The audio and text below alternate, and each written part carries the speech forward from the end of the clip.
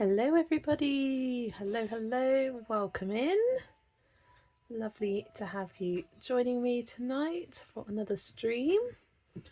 Before I start, let's pop on my glasses. Welcome Kimberlyn and Mandy and Leandri. Welcome Vera.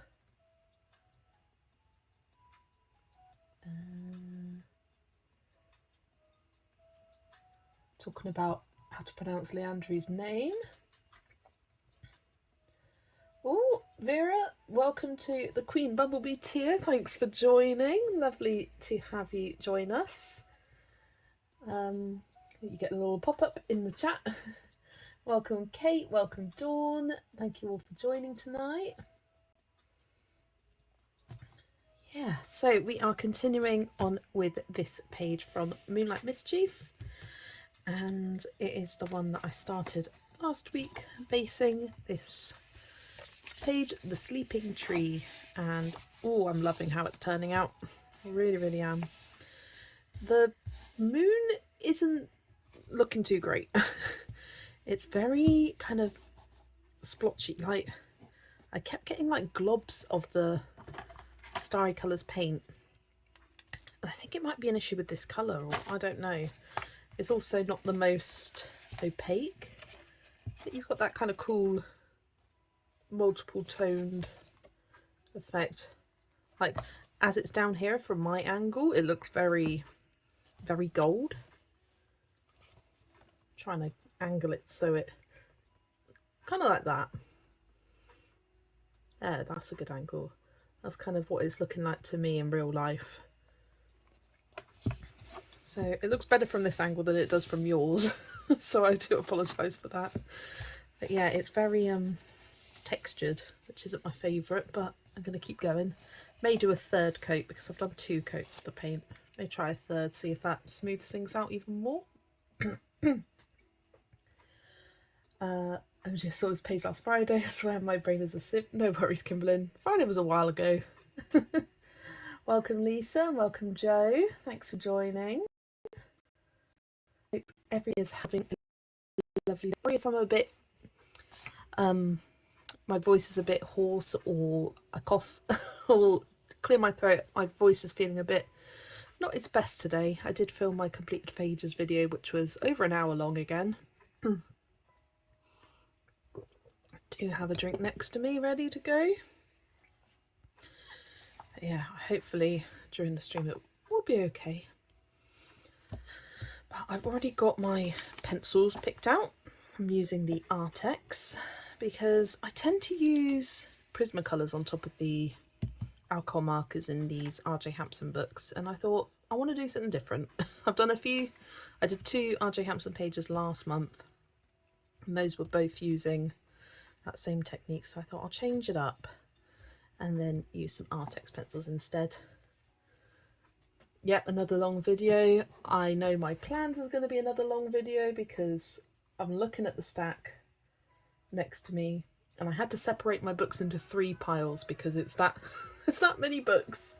But I'm really excited for the spooky season and colouring lots of Halloween pages, making sure I colour in all my Halloween themed books. But yeah, I am looking forward to it. I've got a few more pages to finish off from last month to start with. I think it's just 4 now. I've moved them so I can't see where they've gone. Yeah, I think, yeah, there they are. Just 4 that I've got to finish off. But yeah, should be doing that over the next couple of days.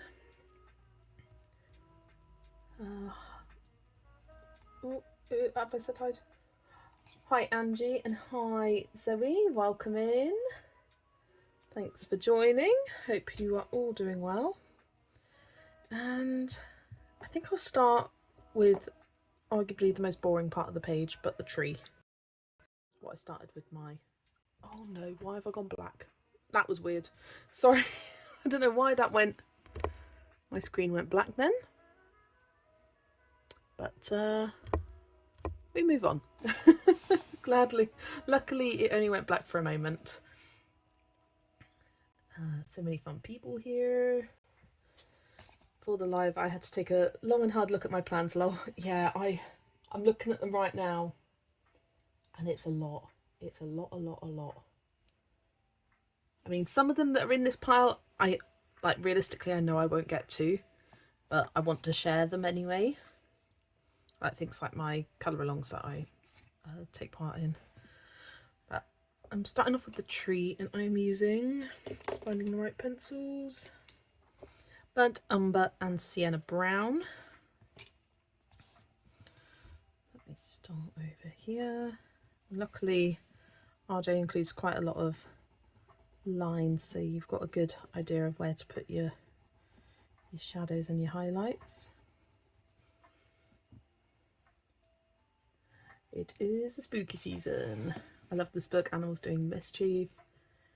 It is a great book. I really do love it. It is so cute. So the audiobook I'm listening to happens to be a movie and that you've already watched on Netflix a few years ago. I was like, this sounds awfully like that film. Googled it and it's the same one. Oh no. But was it a good film and is it a good audiobook? Because there'll be differences between the two.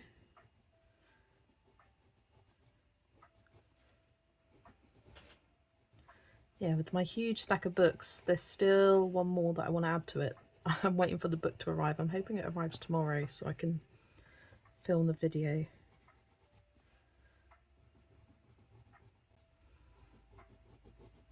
Yeah, I was quite nervous at the end of September that I wouldn't get all the pages I wanted done for my buddy colours, and I was colouring like a woman on a mission the past 2 days. On the 29th and 30th I coloured a total of 9 pages. So did 5 on the 29th. One of them was a quick alcohol marker page. And the others were all doing lots of pencil work. 3 of them? I think 2 of them were completely not started at all, but I had an idea of what colours I wanted to use. They turned out to be relatively straightforward pages to colour, and quite a few of them had already been based, so that meant that they went quite quickly as well. So yeah, even though I had a bit of a slump last month, I managed to get a lot done. A lot. I was going through colour along prompts for this month and thought, why can't October be 2 months? Literally, I would love Halloween to be spread over 2 months. I mean, there's nothing stopping you from colouring extra Halloween pages in November.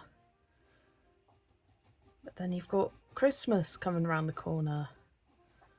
There's just too many plans, not enough time. And so many books have lots of lovely Halloween themed pages. And it's good that you don't colour them all at once, because then you wouldn't have them for future years, but yeah, it feels a shame to be missing out on a lot.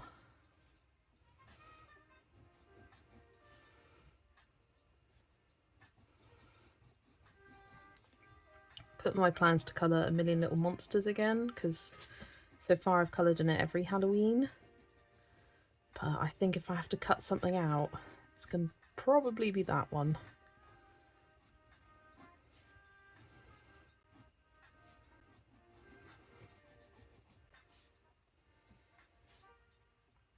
It was a good film and the book is very close to it so far. I'm picturing the scenes in my head. I'll continue with the audiobook because the books are usually better. Yeah, exactly.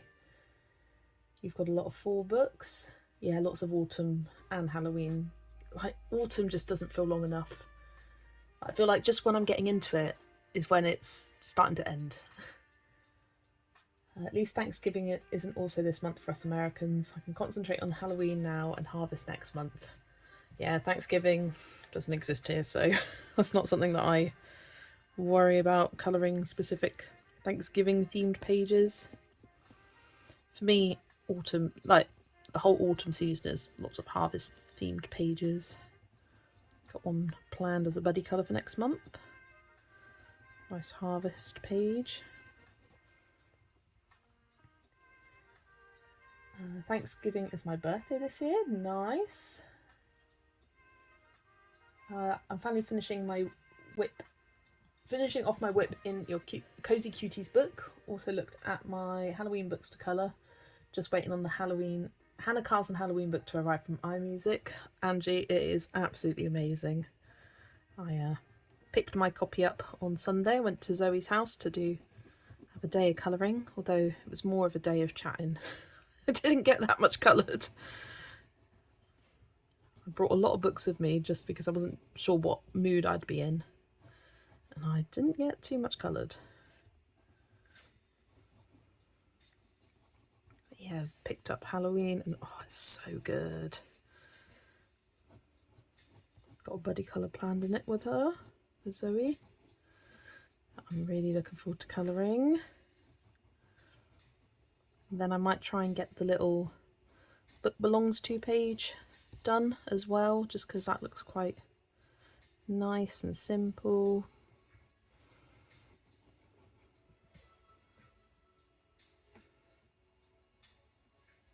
You've got a Christmas horror colouring book being delivered today, hopefully from Amazon. Nice. Yeah, I'm waiting on the creepy kawaii Halloween book, which has been out in the US for ages, but only just came out in the UK. I had pre-ordered it on Amazon and then they delayed it until the 20th of October, and I was like, I'm not waiting till the 20th of October for a Halloween themed book. So I ordered it on Blackwell's instead. And whilst I was there, I got Catitude. But I won't plan on colouring that this month.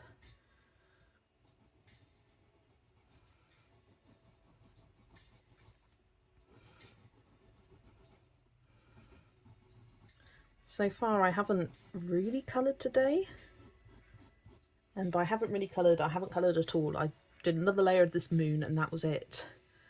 It's been what I call my colouring admin day, where I update my planner, update the bookshelf app, go through all my stats, filmed a video, got my books and all recorded down and plans all ready, got my pile ready.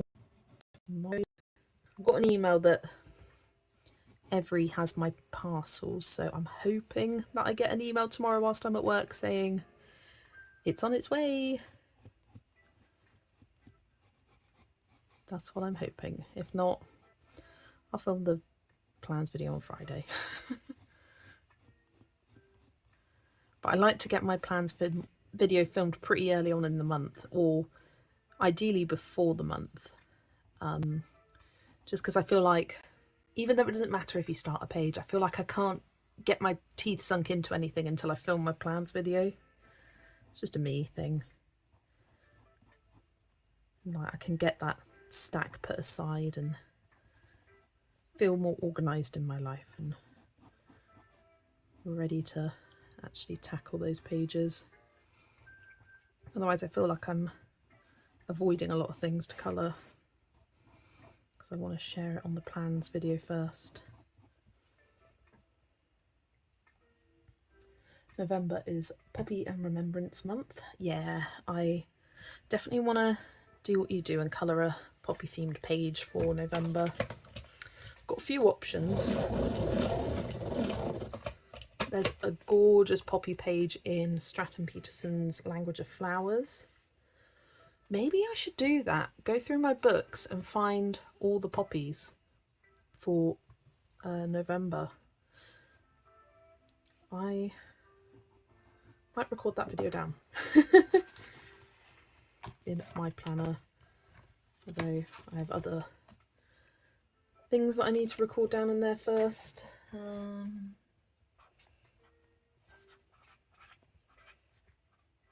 Videos. I want to transfer the videos that I didn't film in September over to this one. 1, 2, 3, 4.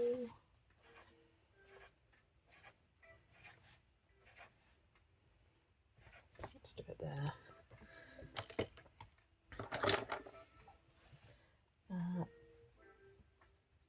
Poppy colouring pages.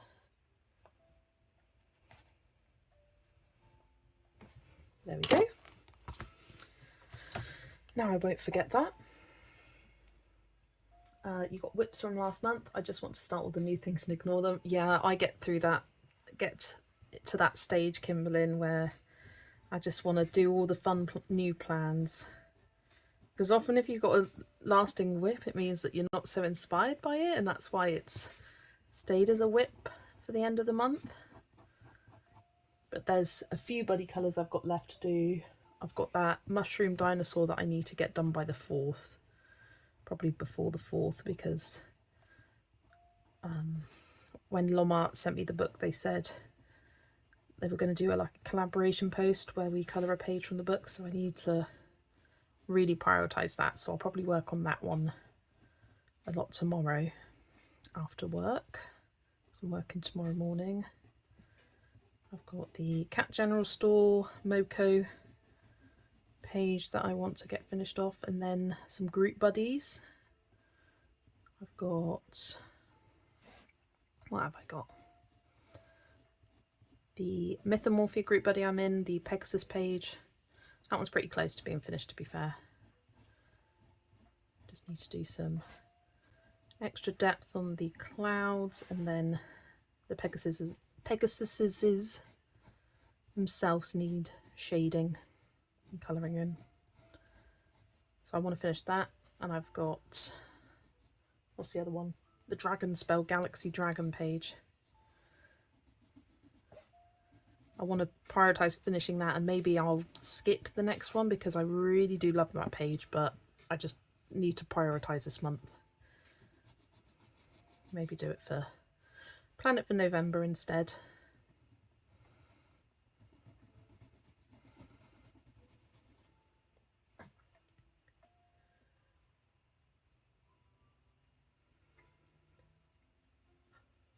Oh, hi Yana, welcome in. Lovely to have you here. And welcome Amy. Just saw your comment there. Oh, I've just realised that I don't have it on live chat, so make sure it's on everyone rather than the top chat. So hopefully I don't miss anyone's comments. I felt that way too with the plans videos. Wanted to have that up before I started colouring anything, but as I'm not doing much in the way of videos at the moment, I'm just colouring whatever takes my fancy at the moment, and that's good. It's a nice way of colouring, to be able to just colour whatever you feel like, just picking it up and doing a bit here, a bit there, going where the mood takes you.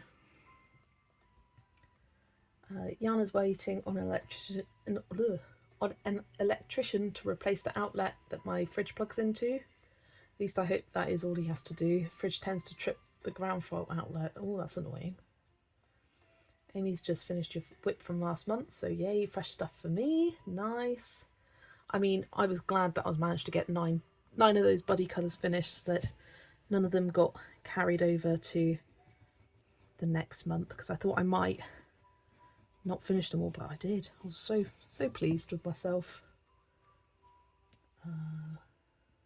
One is just grassy bits and colouring flowers from the page that I used watercolours on Amazon paper, so that won't take too long. Zoe is doing a Halloween double page spread from the Ice Age colour by number book. Lovely. Take you half an hour at most. Just get that done and out the way, Kimberlyn. Get it done and then you can move on. Move on to more interesting things. Yana's still finishing your Space Timber page. Want it done today. And you're ready to do a buddy colour with Steve from Halloween. Ooh, which one are you doing from Halloween? Lots of pumpkins, witches, little monsters for me in October. Sounds great, Amy. Welcome, Millie. Lovely to have you joining us. No Christmas until latter end of November. Can't cope with it any earlier. Yeah, it's... I wouldn't be in the mood either. Andrew, starting on your first page for the beautiful Colouring 2025, a page from the Cute Fantasy Adventure. Cute. Yana's doing the Spooky House. Ooh, I think I know the page you're on about. I do love that page. It's a cool one. Yeah, Zoe and I are doing the what I've called the Halloween witch page, with all the loads of smoke in the background, and she's got loads of pumpkins around her, and I want to do it in the traditional Halloween colours of purple, orange, green, and just going really kind of poppy with it. Like nice, bright, vivid colours. I think that's going to be a lot of fun.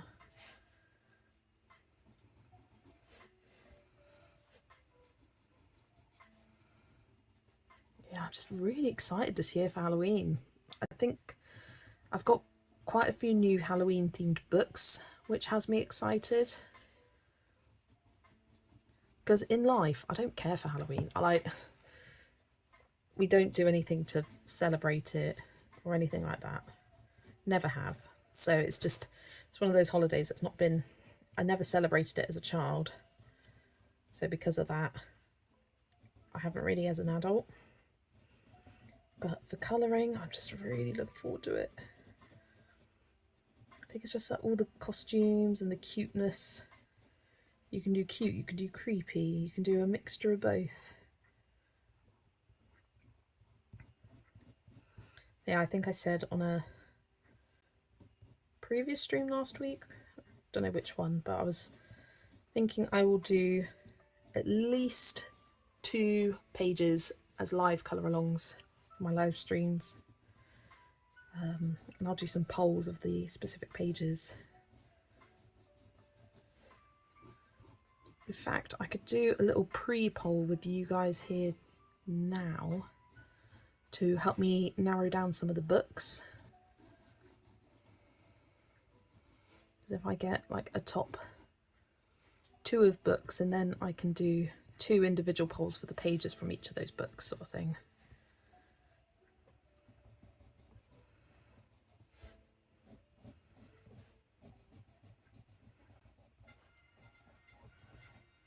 The only trouble is, to be able to show the books, they are scattered throughout piles, so it'll be a bit tricky to grab them, but I'll still do it.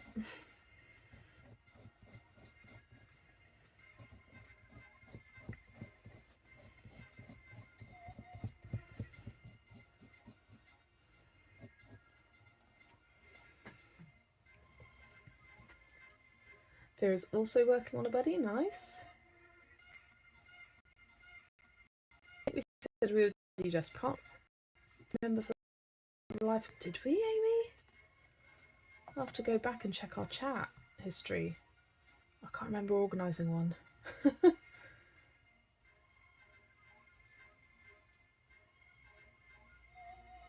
Need to go back on our chat history.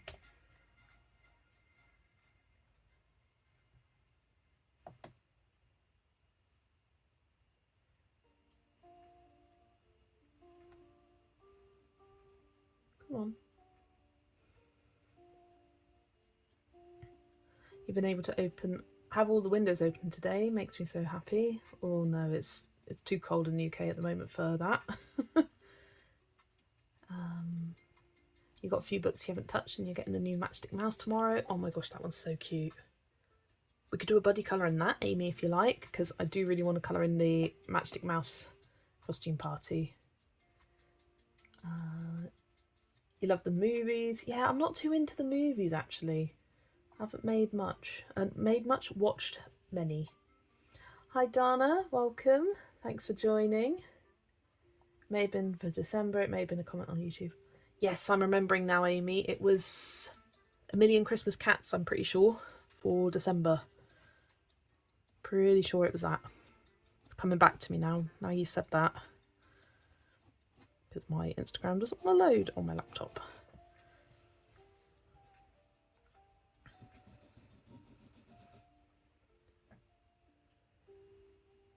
Book has arrived along with the Faber-Castell metallic pencils I ordered. I have an addiction. Nice. Jealous we can have the windows open today, but AC is going back on this weekend with highs in the mid-80s. Oof. It's been quite nice in the UK recently. It's been like 19, 18 degrees. The mornings have been really, really cold. Like when I get up for work at 6:30 in the morning. It's been freezing then. But then later on in the day, it really, like once the sun comes out, it's really heated up. It's quite quite nice days at the moment. Vera, you influenced me through the powers of your video. I now have Creatures Great and Small on the way. Sorry, I only remember its name in English. Jo, she influenced me the exact same. I've also got that book on the way. It looks so cute. I love it. So I'm looking forward to that one arriving. I think it should be start of next week. I don't know. I've bought it in order to get free shipping from a site called Books Please. I think it's a second-hand selling site. But I managed to find both Wondrous Folk and Little Folk on Books Please that I could get now rather than waiting till January for Little Folk, which I did not want to have to do. And then they had an offer where if you buy 3 books, you get free shipping to the UK. So I found that book because I was itching to buy it as well. And it was only £4 something. Not much at all. Really? That surprised me for some reason. Not even Hocus Pocus. I've never seen Hocus Pocus. But as I said, we were a family that didn't... Well, I say a family. My parents hate Halloween. And so for that reason, we didn't celebrate Halloween. I've never been trick-or-treating. Never in my life, because parents wouldn't take us. They really dislike it. We were the type of family that would turn off the lights, close the curtains, pretend we weren't home. Would have loved to have gone trick-or-treating, but nope. So yeah, never seen Hocus Pocus. Maybe this year. Maybe this is the year I see it. I know it's a lot of people's favourites. No way, it was so cheap on Blackwell's too. Nice. Yeah, it was cheap pretty much everywhere. But yeah, I've got that on its way to me. Sorry, but not really. New England has had chilly mornings since mid-July and just really mild temps overall. Makes me wonder what winter is bringing. Oh yeah. Hi Girl on Fire. Welcome. You have to eat lunch and leave for work. Got the Witch's Cottage colouring today because it went on sale on Amazon. Love that. Such a great book. I've got a plan to colour in that book this month. I'm looking forward to. I don't colour in that book enough. And I always say I love that book because it's not just autumnal themed, the witches. Like, there are some which are nice and autumnal. I mean, you could colour any of them autumnal themed. But they've got ones to suit other seasons as well, like spring and summery witchy themed pages, which I really like and appreciate. And then I never seem to colour it during the spring and summer months, only in autumn/October. Yeah, I got one planned in there, as it was randomised in my autumn randomiser.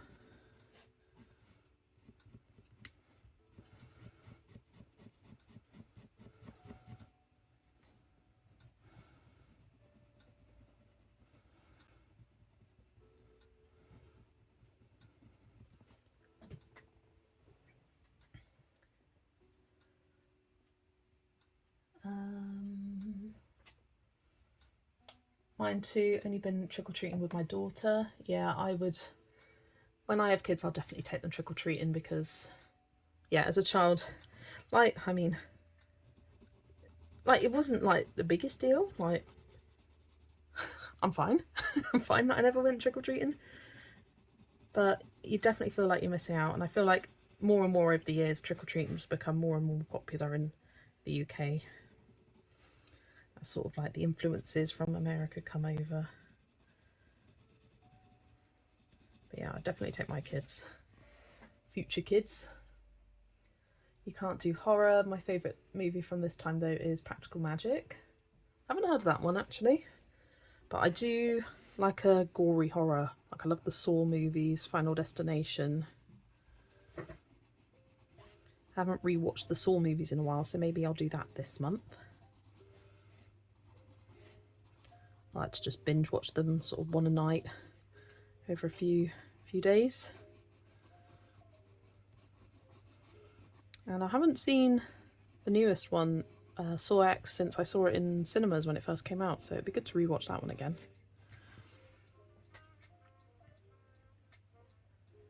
Here's an idea. I'm small enough to be a child. Put a mask on me and you can take me. A little devil, or Dory is your costume. So you could be a box of pencils and just a colouring book. That's so funny. Really is so much fun with all the excited kiddos in their costumes. Yeah, and it's just fun. Yeah. My September page just has the portal part done. I was really uninspired to do a galaxy background for some reason. It's a whip. Fair enough. I watched Together the other night and it was good. It's a new movie and I've watched the newest Final Destination Bloodlines and it was good too. Yeah, Final Destination Bloodlines I watched with Zoe at her house, and I think it's my favourite because I'd rewatched I think the first two before that one, or the first three, and then I watched the other two when I got back home or something like that. Well, I'd rewatched them all. And Bloodlines was my favourite. I thought it was really good. Some really cool kills. Or deaths, I should say, not kills. I thought the story was quite interesting with the kind of different direction they went in.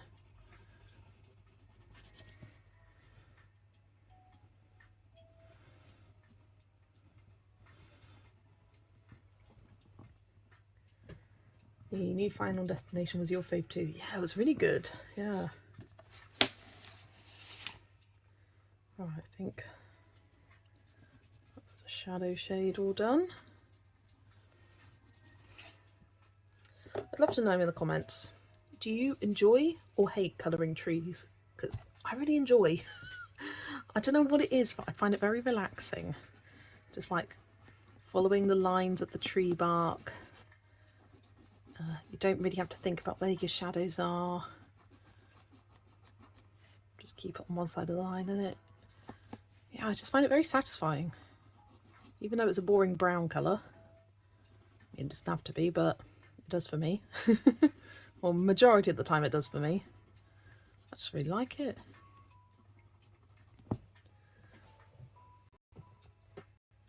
Does it be a galaxy? Could be really true. Black, if in doubt, black it out. No leaves and trees, blur. Trees is a mood thing, fair enough, yeah. I can understand why people don't like it, but for me, I get into that just zen of shading the bark. And for me, leaves is very much, some leaves I love, some I hate, and can't wait for it to be over, and I can't really explain it. Often it's the size of the leaf. If they're too small, I don't like it. If they're too big, I don't like it. This size is a nice size. I know I'm going to enjoy colouring these, and they're a variety of different colours. I tend to like colouring Kirby leaves. I coloured a lot of leaves on this koala page and love doing that. I get into like the leaf zen.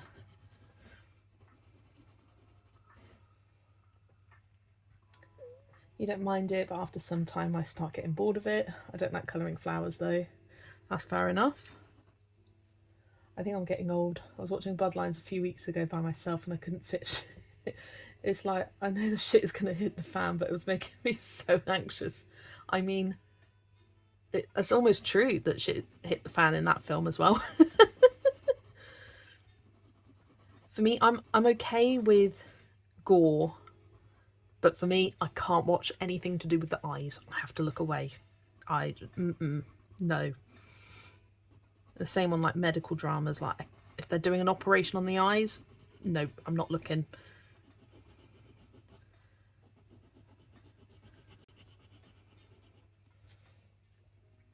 I find wood, like in that Pinocchio page, lovely for like now when you're half concentrating on something else, like a live stream. Yeah, I like doing kind of a engraved wood effect. I'm trying to think of an example. I feel like I've done that recently. Wherever. I'm looking at my books to see if it can spark my memory. Oh, I cannot think of anything.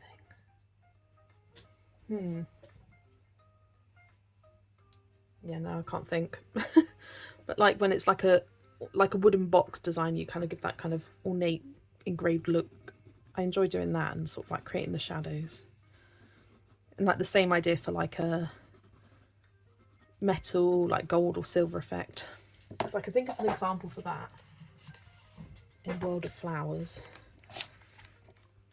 Something like this, where you make it look like engraved, embossed, like 3D, doing that sort of like same effect but with wood. I find the easiest way to achieve that is just take your darkest colour and outline all of the elements, and they make it look like they pop off the page. I know I've done that recently on something else and I cannot for the life of me remember what it was. Oh, I remember now. I remember. Midnight Masquerade. Even then it wasn't wood, but this, I like outlined it. Yeah, I enjoy doing that. I don't know why I struggle with the trees, fair enough. Sometimes it's just a bit boring. With leaves I don't mind if there are only a couple of types on a page, but when there are a bunch of different types it bugs me. Yeah, and sometimes you'll have, like, for example, it vaguely bothered me on this Forest Song page. Not overly. But this is a sneak peek into my complete pages. But there was one part that bothered me. The fact that there's different shapes of leaves and different, like here we've got these sort of like wavy oak looking leaves, and we've got these rounded leaves and these spiky leaves. And then we've got rounded ones down here and this one oak looking leaf. So I just coloured it the same as everything else. I didn't colour it like them. That really bothered me. And this one, yeah. So it's like when you've got different types and you want to make them look slightly different from each other. That was one which vaguely bothered me. Not enough for it to be a deal breaker. I love that page. But I was just like, why is there that one random leaf? Depends if I'm in a mood for repetitiveness. Yeah, definitely agree with that. Bye Dawn, take care. Enjoy the rest of your day. It was a bookcase or desk or something. Maybe eerie or a Japanese book. I know. It is ivy. Suddenly remembered it. With the Wonder Room. With this kind of engraved wood here on the clock and on the bits of the on the shelf there. Yeah, I really enjoyed doing stuff like that, like clocks, symmetrical things like that. I find quite satisfying with that wooden effect. But yeah, got a plan to actually aim to finish this by the end of the year, so that will be good. BRB electrician is here. Lovely. Not what you were thinking of. I don't know what else then. Looking at my eerie books. Not that one. Not that one. No.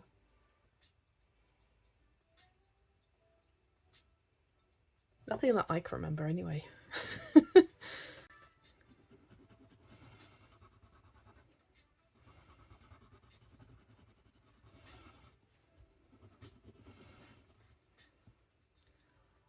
Sesame Atelier. That one I just did, it was just plain wood. There wasn't any engraved bits on that, I don't believe. Let me check.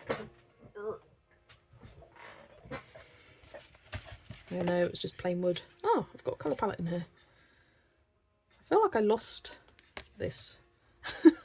It's just stuck in there. Let me put it on my pile of things to put away. But yeah, I need to get back to this book. It's so cute. It's one of those books that's like, I don't reach for, but if it got randomised, I'd be really excited by it.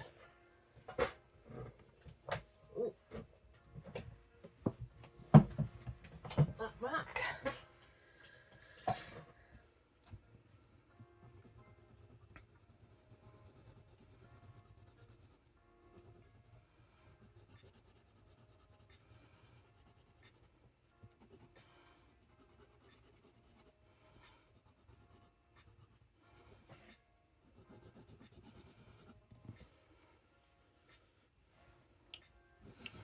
Yeah, going back to topic of like Halloween themed media, I finished Wednesday season 2 yesterday, and I did get into it because I talked about it on last stream and how I was 3 episodes in and I just didn't find the hook that great. And the plot line was weaker than the first one, but I still quite enjoyed how the season turned out. I didn't think it was as bad as people were reporting.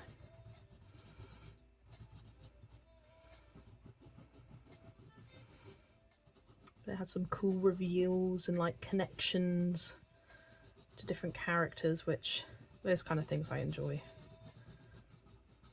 I like a fun reveal.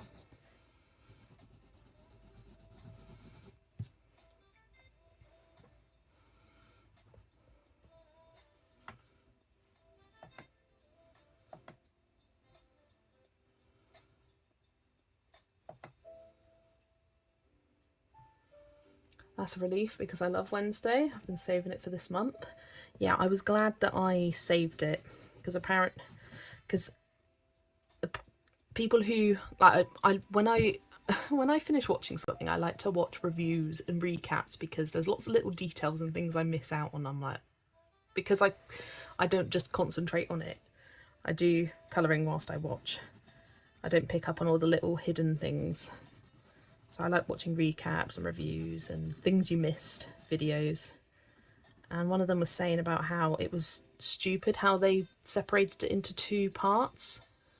Like, it didn't make sense. Like, there was no cliffhanger at the end of episode 4, so I'm glad I watched it all in one go, that I didn't have to wait a month in between. Like, I'd say there was a definite... There is a difference in the 2 halves. The second half was definitely better than the first half. Well, like I said, the first 3 episodes I was a bit but did get more interesting.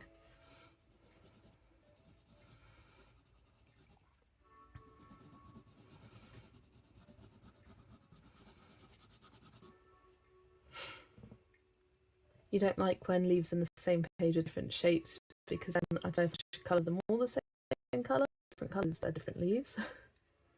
Celebrity Traitors next week, yay! Oh yeah, I feel like it's been such a long time coming, that season. We've been teasing it. Wow, it's been rumoured since like the end of last season, the normal version. But even now, like, I feel like the build up, like we've had the rumoured cast, we had the confirmed cast, and it just feels like it's been so long. But yeah, really looking forward to that.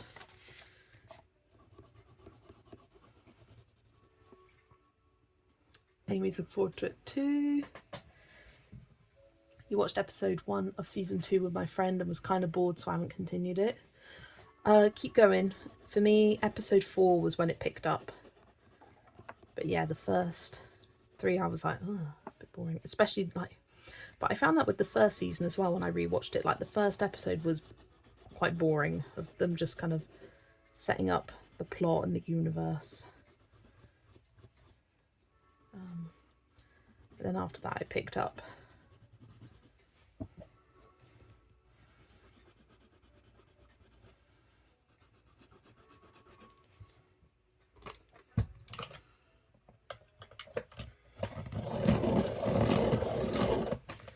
Luckily, I've got lots of colouring videos to keep up with because I need something new to binge now. I just finished Grey's Anatomy. Probably end up being 2 weeks behind when the new episodes come out in the UK compared to the US, because they come out on Disney Plus here. And last season it was 2 weeks behind, so I've got to try and avoid spoilers on that. I mean, I've been watching all the trailers and theories, and because I like that kind of stuff, but when it's actually started, I'll try my best to avoid it.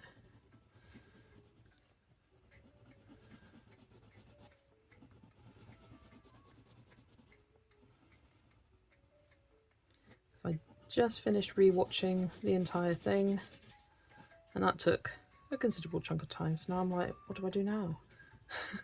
I don't know.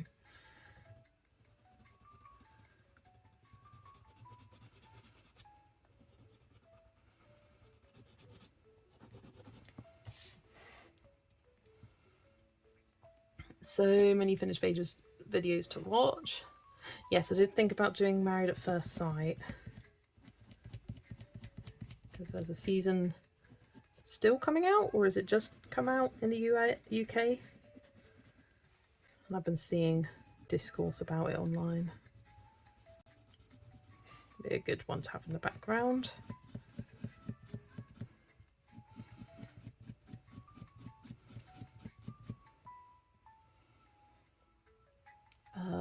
Oh yeah, Angie's talking about Grey's Anatomy. Snowflake dies. yeah. I think that's the character that's really up in the air. There's a lot of theories going around. Him and Richard, I think a lot of people are worried about as well.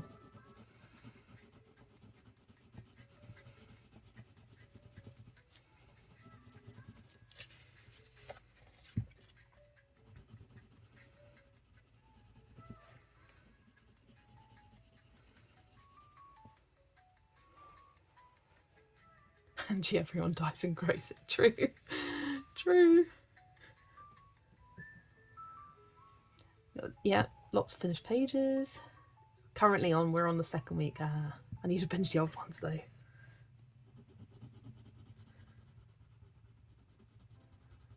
I'll probably watch this season and go back if I feel so inclined, and I'll let you know, Zoe.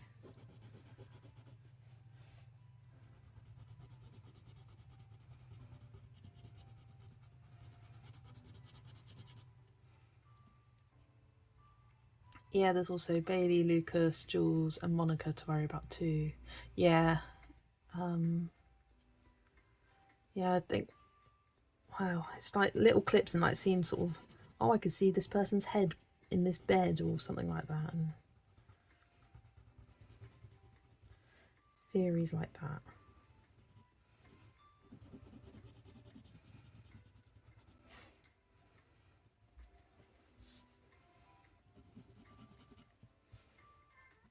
Last year's was just crazy.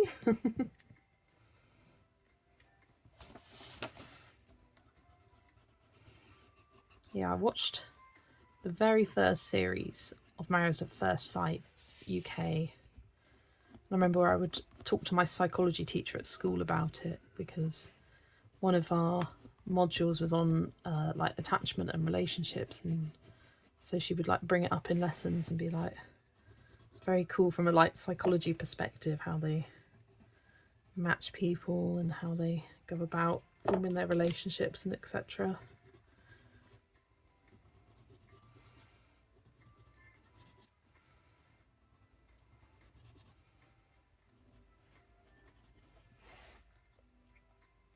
Sorry for the lurking, I'm tired and I've just been colouring and listening to you. Going to bed now, see you soon, have a nice evening all, have a good sleep Vera, take care, and hopefully I'll see you in the live soon on Friday. I'm not sure what I'm going to do on Friday though yet.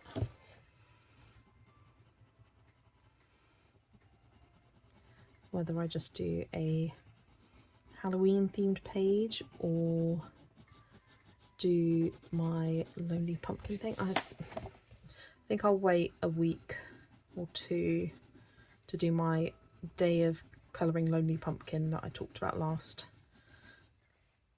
week in the stream. I need to like really psych myself up for that video. Or that challenge, I should say, that I've given myself.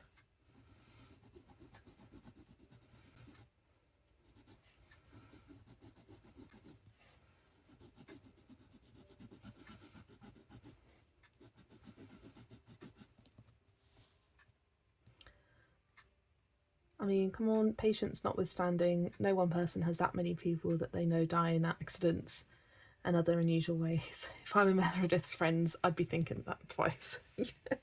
It's the classic quote of everyone is leaving and everyone is dying.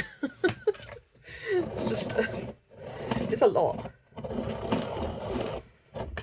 Well, a lot of characters have faced such trauma in their lives. It's like, don't kill off their partner. They've had enough crap to deal with throughout their life. Just leave them alone. Let them have some happiness. I'm thinking about Joe and Link.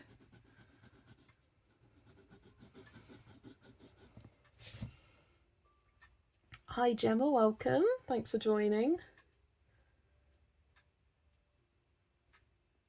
Boki gets killed, I riot. She's a real scrub nurse when not on set. Oh, I love Boki. I love her just like disapproving looks from across the table. Just like, ugh, she is so done with the drama. And how she'll just pop up at characters' weddings. I think it's so cute. Love her.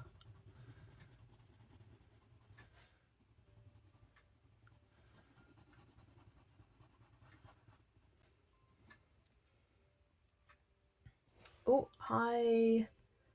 The autistic Asgardian. You're watching from the bed due to EDS pain. Sorry you're not feeling too good. But thanks for joining on stream. Lovely to have you here. Hopefully I can help distract from the pain just a little bit. Although some may say it's painful watching me just colour a tree. I'm almost there with the tree. Now we can get onto some of the fun little critters.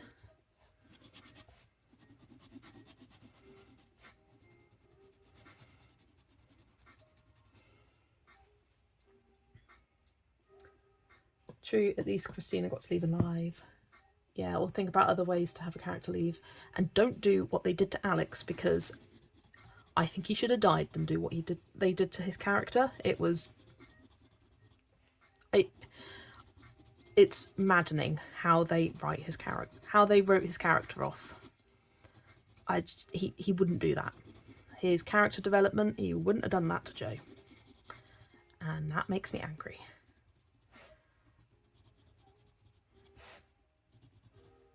Especially after rewatching, like Joe had gone through the full load that he was supposedly going to be there for her forever, and then a few months later, bye-bye.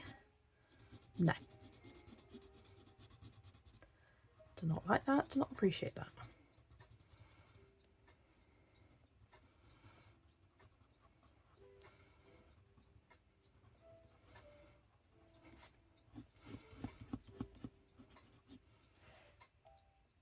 Garnfire's got to go to work. See you later. Hi Holly and hi Anastasia, welcome in. Oh, Sandra Oh has a new movie coming out with Keanu Reeves. Love that. When they killed Derek, I walked away for years. I only came back last year and caught up. Yeah, although for him to leave, they did need to kill him off. But I think they shouldn't have made his character have such a downfall in the season before it. I think they could have avoided that whole DC storyline, and the fact that they were like, okay, is he going, is he staying, is he staying, is he leaving? Right, he's actually staying. He really does love his family and all that. And oh no, car, here it comes. Bye bye Derek.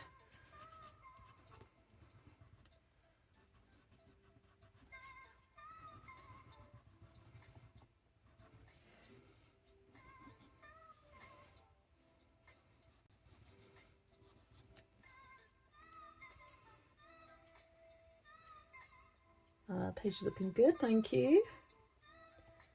Anastasia just filmed your first video and now you have to edit it. That is so exciting, Anastasia. I look forward to watching it.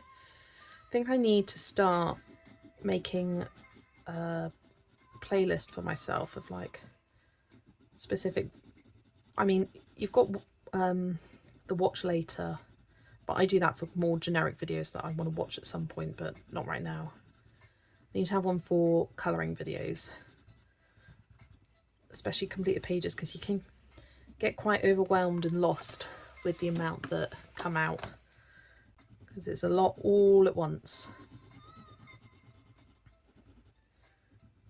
And sort of as I see them pop up on my feed, if I don't watch them straight away, I should add them to that playlist and go from there.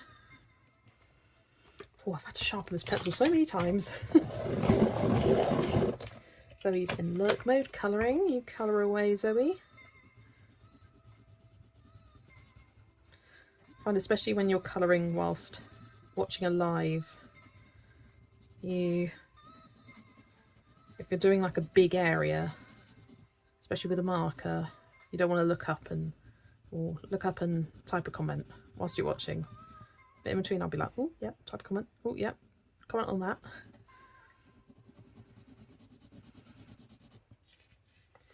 Oh, my scrap paper has got all sorts of folds and creases in it. So just moving it so it's out of the way.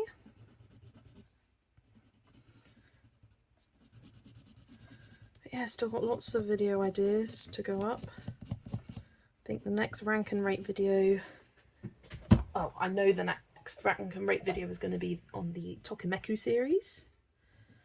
And I will, don't know if I'll film it tomorrow or Friday and then upload it that Friday. Because I didn't have one last week because I'll be honest, didn't have the energy to film it or prep it, so I waited. And I'm glad I waited because that meant I could get those flip throughs up. These new book flip throughs. And now I've got the newest Tokimeku colouring book, which I'm glad I waited to do the Tokimeku series now, because I love that book. It's so cute. I think definitely you'll be seeing it high up on my rank and rate. It's hard because I try my best not to let recency bias come into effect with my rank and rates. I try and do it, okay, objectively, which book do I think is the best? Like, it's a subjective ranking for me, but objectively for me, which do I think is the best? Which do I think I like the least? And try not let recency bias come into effect where I just pick whatever's the newest as my favourite. Sometimes that is the case, and I know a book's going to be an instant favourite. I try and look at it as some of it's old. Right, I think that is, as I say that, I notice a bit, all the trees shaded. Is it? Oh, I'll probably spot tiny bits here and there. It's also hard because I've got a bit of glare from my lights. It's harder to see.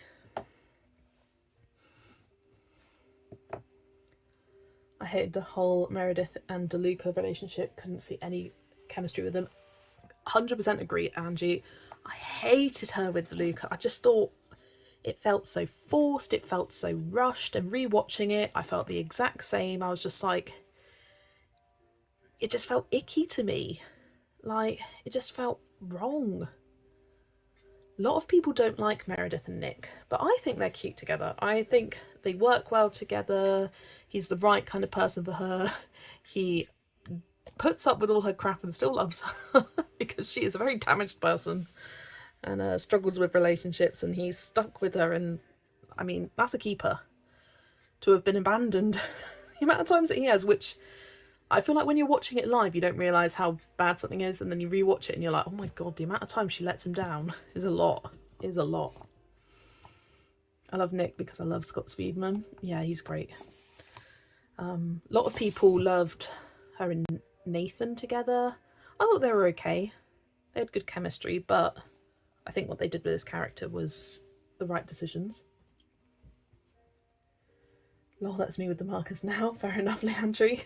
Just got to get this big section done before I comment.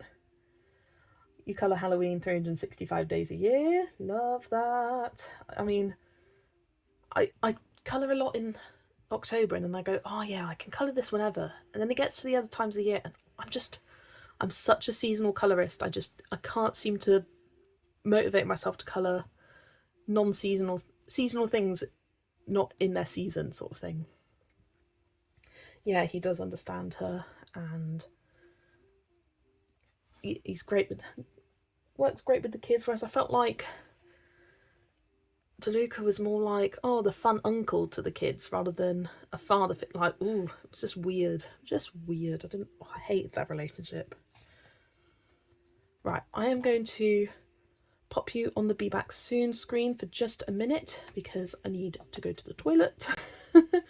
But I will be back in just a couple of moments.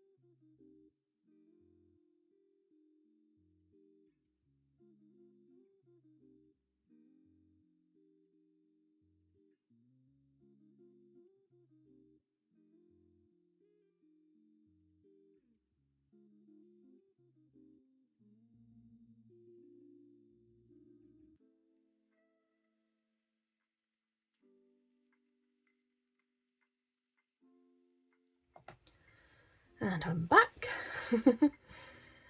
I'm not judgy in real life about these things, but you seem too young for her. Like, they weren't in the same place in their lives. I completely agree, Kimberlyn. Like, I mean, age is just a number and all that, but they were, like, Meredith and Derek, they worked. They had great respect for each other, even though he was her superior and all that. They worked. They had such love for each other, whereas it felt more like infatuation with DeLuca and Meredith. And yeah, and the fact that he'd been in a previous relationship with her sister, weird. Like, that relationship made sense. Like, they seemed like they respected each other, even though he was an intern, she was chief of cardio. Like, but with Meredith, she just seemed like she was always above him. And like, they broke up for a bit because he didn't think she respected him, and then it's like, yeah, that's true. She didn't. It's true. Right, I think I will do the foxes next. Where's my little... Here it is. Burnt ochre and cadmium orange deep. I often like to do this when I'm colouring pages, like I based it, put a swatch of the alcohol mark side, then shade over the top with the pencils, so then I have a reference of going, okay, for this orange I'm using those pencils, so I don't get confused as to which pencils are for which. I've just got this as like a little reference next to me. It was just changing the outlet, but it cost a bit for his time / travel, as he's a licensed electrician. 150, oof, just to change an outlet. Yeah, these things are steep.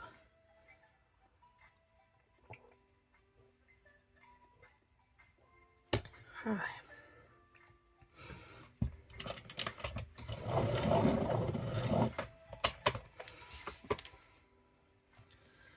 Right, the fox. Need to try and cover up a bit of gold paint that I went over the lines there. Yeah, I'm thinking about starting 911 because that seems like a similar kind of vibe of a program as to Grey's Anatomy and Station 19, which I just binged. And it's got Angela Bassett, and I love her.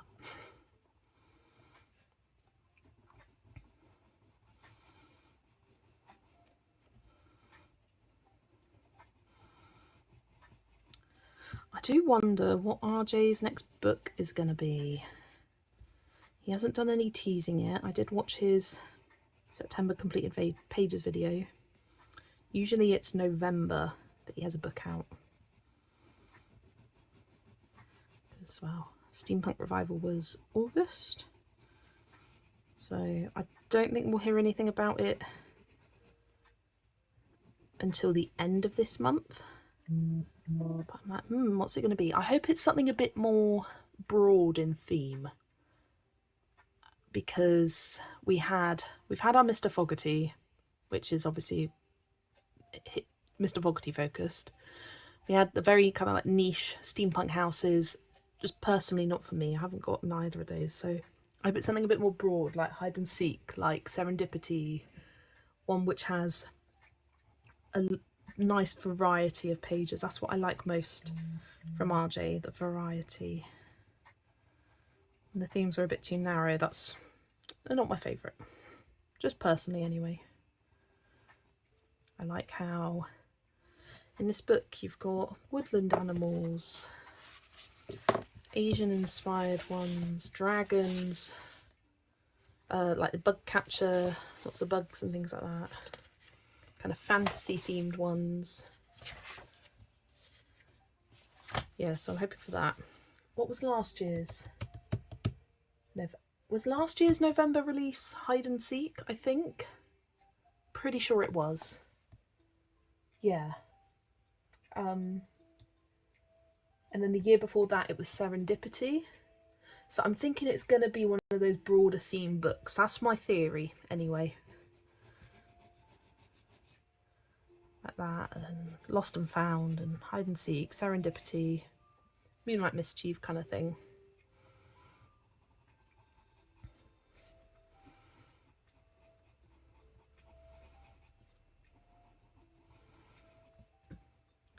I do think RJ has a good release schedule. I feel like there's a really nice gap in between his book releases where you have the new book, you can start enjoying it, you develop a lot of hype for it, then you've got sort of a month kind of breather, and then you've got the hype of the month before the book is actually released. Like, I feel like it's a really good release schedule every 4 months. Gives you like, it's not as overwhelming. Although it's fun to have new book releases every month, it is overwhelming.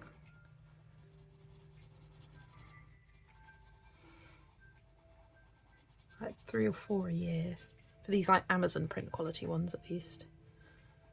I think it's quite a nice amount, in my opinion anyway. Oh, missed a bunch of comments because I don't have this box up. There we go. Do you keep all of your little swatch cards or only the ones when they're facing a page you'll want to do later? Mainly only ones facing a page, or ones where I really like the colour palette and I want to save it. Like, I know in Fantasy Forest I saved that one. Like, sometimes I do, sometimes I don't. Sometimes they fall out and then they get lost and then they're gone. But for the other ones, they just kind of get piled up next to me and I keep using them. Like, I'll use the back of the paper to swatch more pencils out for scrap bits. Like, I use pieces of paper until they are absolute trash. Like, I'm trying to find a good example of one. Like, you can see here, I used it for this mermaid bath, and then I've used the rest of the sheet of paper to keep going. And I just have them next to me, so then at least I know, like this one was for the Devout Unto Lupa Zulando page, and then I've used it for various other bits and bobs. So I do like to make good use of my bits of paper.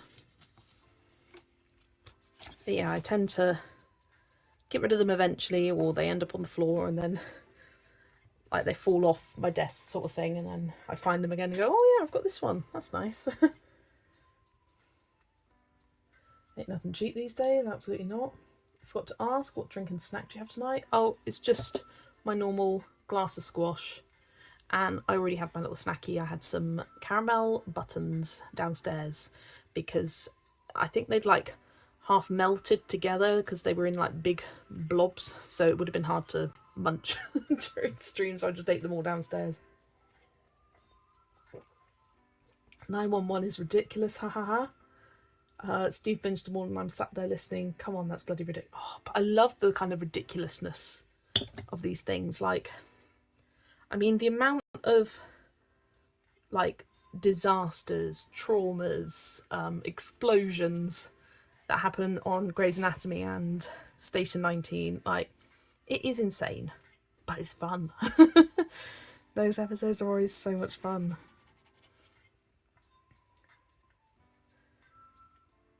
However, it's It is worth it to not have the fridge without power if I'm not home or asleep. Absolutely, Yana. It's definitely an essential, your fridge.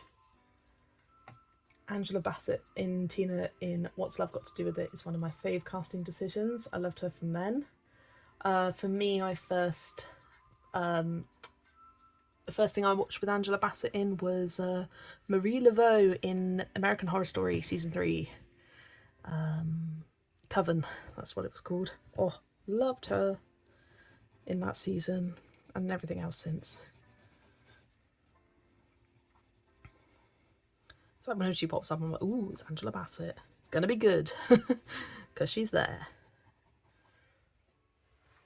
You love 911. I'll just say for the last season, there's a couple episodes in the end you'll need tissues for. You know what? I appreciate a show that makes me tear up a little bit. I like to have those emotional episodes. Tell you what, I did get a bit teary at the end of Station 19. I didn't think I would because it just kind of suddenly ended. But oh, seeing those flash forwards really hit me. It was like seeing them with their like future kids and what they grow up to be. It was like, oh, so touching. I'm hoping it's either full of animals or another Christmassy one. Yeah, he could do another Christmassy one because it's been... Was it 2022 he did the Christmas Tiny Homes? I think so. So, could be time for a new one. Maybe more Christmas in general rather than Christmas homes. That would be a good one. I would be interested in that. And full of animals, yeah. Always love that. RJ is just so up there in my estimations. I love that he publishes a completed pages video. He's definitely a real part of his community and fan base. Absolutely, Joe. It's really, really exciting, and it's great that having that interaction with him. I'm just making a squash. I'm going to have a handful of Maltesers. Ooh, save me one. Send one my way, thanks. Oh, hi, Amanda. Welcome in. Thanks for joining. You're loving the page, thank you. It's kind of like Final Destination, ridiculous lol. Well, I love that, Zoe. I'm gonna love... Right, that's... You've made me decide, Zoe, that I'm gonna watch 911 now. Squash, how do I not know about this? So, squash is super, super common in the UK. It's a concentrated drink. So you literally put like a tiny bit in your glass, like that much. This is quadruple strength squash from Tesco, which means that you literally only need like less than a centimetre worth of squash in the glass, and you fill it up with water. And this thing in America is like Kool-Aid, but it's a liquid, not a powder. And they're usually, almost all of them are like no added sugar, so yeah, I drink this every day with my meals. You call it diluting juice because us Scottish people are weird. Okay, I've never heard anyone call it diluting juice. It's just squash. First thing you watched Angela Bassett in was ER season 15. That's going back a bit, ER. Mr. Fogartini's A Christmas Adventure. I don't know. I don't think he would do that this year because he's already had a Mr. Fogarty book. I think I'd rather a Christmas book that has a few, like a good 5, 6, 7 Mr. Fogarty pages in, rather than an entire Mr. Fogarty Christmas book. I just don't think there'd be enough variety. I'd prefer other characters in it, sort of thing. Wine and Tim Tams for you? Ooh, lovely, Joe. Steve bought the bingo prizes today and came back with a box of Fox's Bickies for me and the biggest box of Maltesers. Lovely. So it's juice. It's not juice because you dilute it. I mean, some people do call it juice, but it's not juice. Juice would be not from concentrate for me. It's just like the pure juice. Whereas this is cherries and berries flavoured. Another common, you get orange squash, summer fruits, apple and blackcurrant is another popular flavour, lemon, apple. I like my red squash. Specifically the cherries and berries from Tesco. It's like Crystal Light or something like that. I've never heard of Crystal Light, so...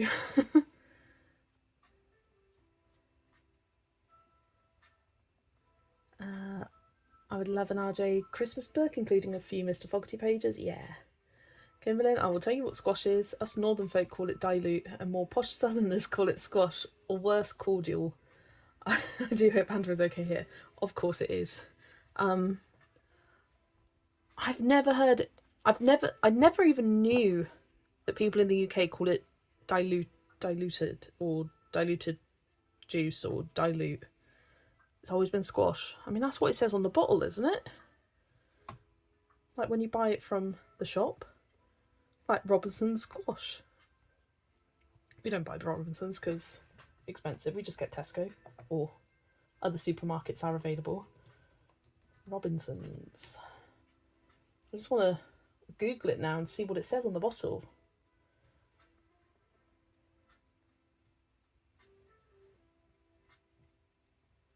Does it? For me, cordial is just something different entirely. Well, no, it doesn't say it. It just says Robinson's Orange.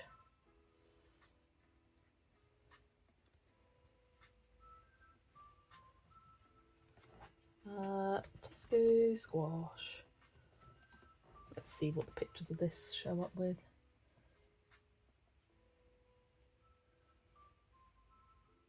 Here's my summer fruits. Summer fruits, quadruple strength. Okay, it doesn't say squash on the bottle, so I don't know then. We just call it squash. You still don't have an RJ book. I definitely recommend getting at least one, and then when you get at least one, you then get at least 10 more. They are definitely great books to have in your collection. Took me a while to get into him. I don't know why, but as soon as I got my first book, I was hooked. That was Lost and Found, and I'm now working to complete that book. It would be good to have a different RJ book to complete after that. Not sure which one yet, but something. It's just squash. I have squash on my counter, but they're going to get roasted along with other roots, vegetables. That's butternut squash for us. That's what we'd call it. You got summer fruits at the moment. I nearly got 4 mythographics and 3 matchstick mouse books from Vinted for £35, but the seller accepted sales for a lot of them before me. No! That would have been such a steal. I saw... What did I see on there today? Mythomorphia for £3 on Vinted. So anyone in the UK that wants Mythomorphia, go on Vinted, search for it. I saw it today for £3. Whether it's still there, I don't know. Do you want a glass of dilute? Is a common phrase in our house. I will not do a northern accent because whenever I try to do accents, it fails. And it seems to just be when I don't try is when I can actually do them. Cordial is a sweet alcoholic drink here. I have a Robinson's as it's not as strong and no sweeteners in it, just really fruit juice. Cordial goes more in alcoholic drinks, I think, like a lager and black law. Yeah, I'd associate cordial with certain things. Lime cordial, elderflower cordial, and that's about it. Yeah, like blackcurrant cordial for a lager and black.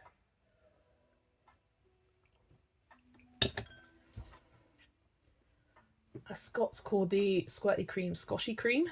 I mean, don't say squirty cream to to Americans because they see it and they're like, what the hell is that? That's a common thing to come up in when Americans shop in UK supermarkets. They see the squirty cream and they go, why is that called squirty cream? That's insane. And we're just like, that's what it's called. Squirty cream.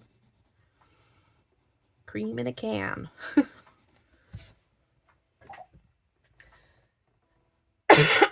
Sorry. Well, US government is officially shut down. Oh joy, oh joy. I have no idea. I try to distance myself from American politics. One, because I don't really understand what's going on, and two, I don't want to know what's going on. them, I'll be honest. This is why I don't have one, because I will want them all. Fair enough, Kimberlyn, but it is a very nice, satisfying collection to have, I will admit. They are lovely books. You still don't have any RJ books? Yeah, definitely want to get one of them.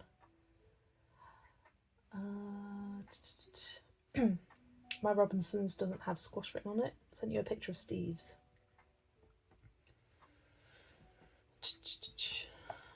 Cherries and berries squash. What brand is that? Is that Robinsons? Yeah, I find that most of the time it just says cherries and berries rather than squash as well. Interesting. I find it funny that you say lol when you read comments. I lol every time. I think it's my generation. Like, it was a common thing to be like, oh, something's funny, lol. Like, you just say that. Like, I don't see lol and think laughing out loud. I see it more as a comment that you say. So whenever I put lol, I am saying lol. Rather than, okay, I am currently laughing out loud, so I'll put lol. I just write it.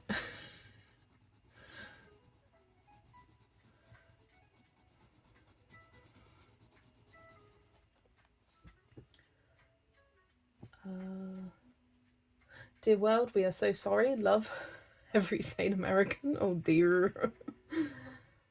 Good call, Jess. What is going on is not normal. Yeah, I hear Erica like mention it in her videos, and she goes, the state of this country is terrible at the moment, and I'm like, I don't even necessarily know what you're referring to, but I believe you. I believe you.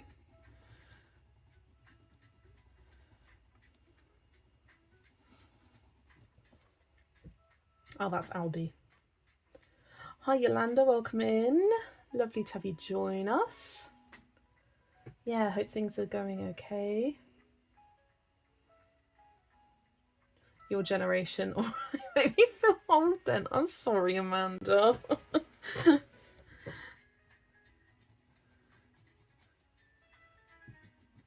You got to remember, in terms of the colouring community, I am a bit of a baby. In my mid-20s.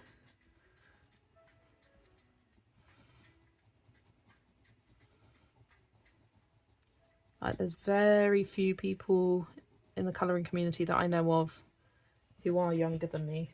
Very, very few.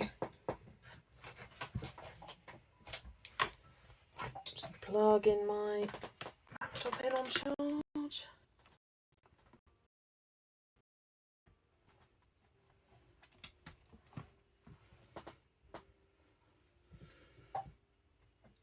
I watch a lot of UK politics and US politics. I blame my degree. Yeah, I hate politics.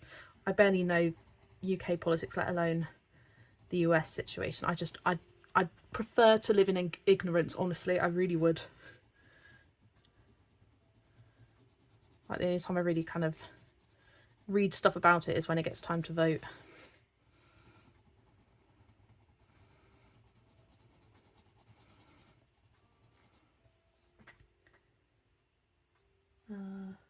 Yeah, I could be Jess's mum.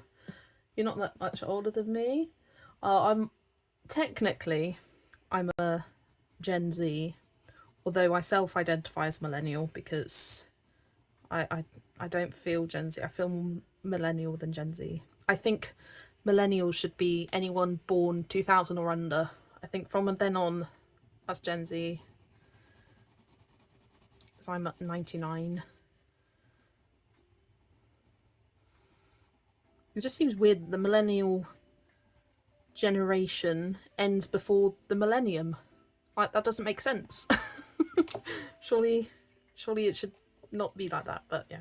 It doesn't really matter, like, generation names. It's just a construct that people have made up. Right, I've got beige and what's the other one? Bavarian cream for the kind of white areas. I live in a bubble and know nothing about anything. My husband watches everything though, so I hear his stuff by accident. So could I if I had her at 14, lol. Just turned 41.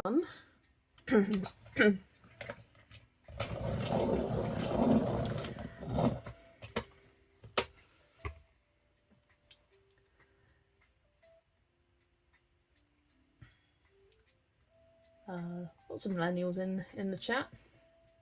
Because, well, millennials starts, what's it, 80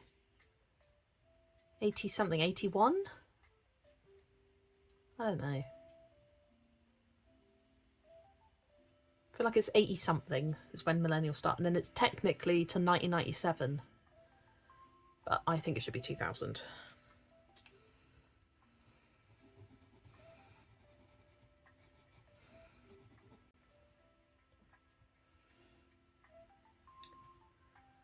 Gen X is rock, literally. Yolanda, Steve's a Gen X too. He calls himself an X-Man. Of course he does. Of course he does. Amanda's 91 and my brother's 89. And my dad brought us up as 80s kids. Yeah, because I feel like the sort of hallmark of a millennial are those that didn't grow up with social media, whereas Gen Zs did. And I didn't grow up with social media. I didn't have social media till I was in my mid-teens, and that's when it really started to become popular. Whereas I didn't grow up with it, and even like internet, it wasn't as accessible, depending on where you lived in the country and what your family situation was like.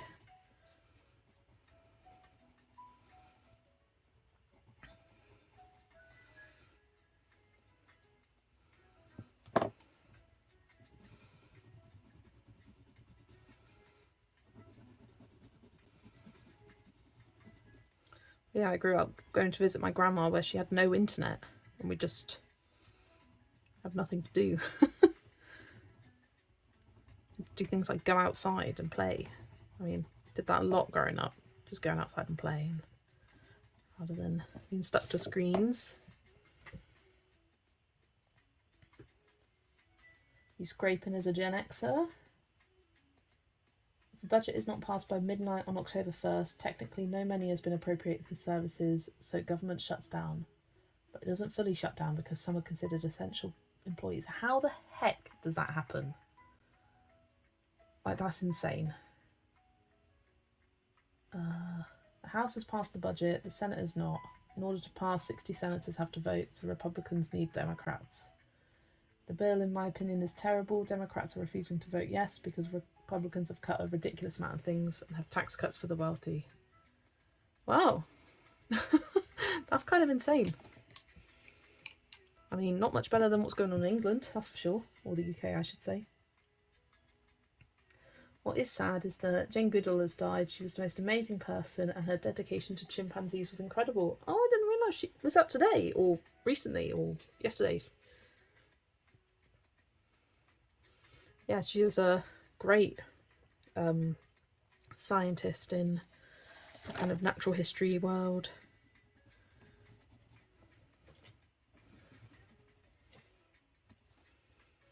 Both sides are blaming each other and there's so much disingenuous talk about it.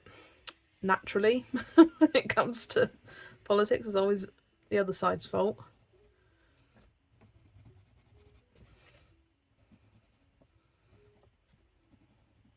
Like, you'd think in America having two parties would make things easier to vote for, because you've got, like, one can have a definite majority, whereas in the UK there's, what, 5 like really big parties, or 6. Like, there's quite a few big parties that make up a lot of the government. Like, usually it's just between 2.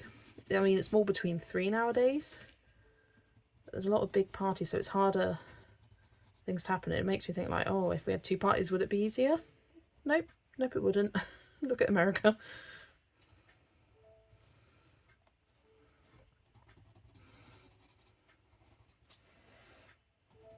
Just going through all of the lighter areas and shading them in.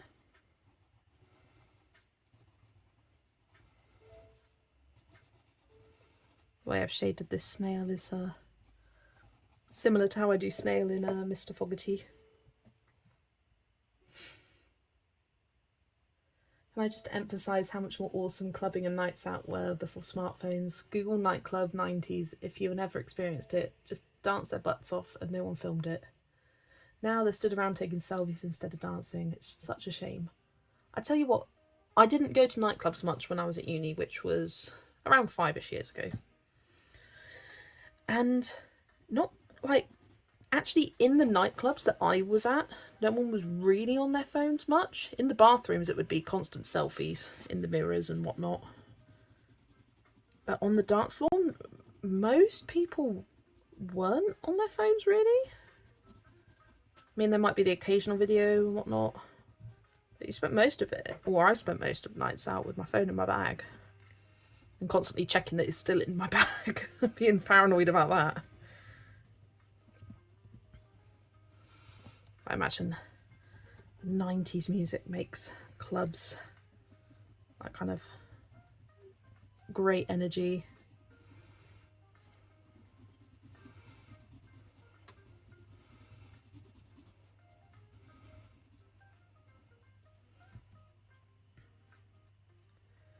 You experienced a year or two when it was still good to go out without everyone's noses and phones.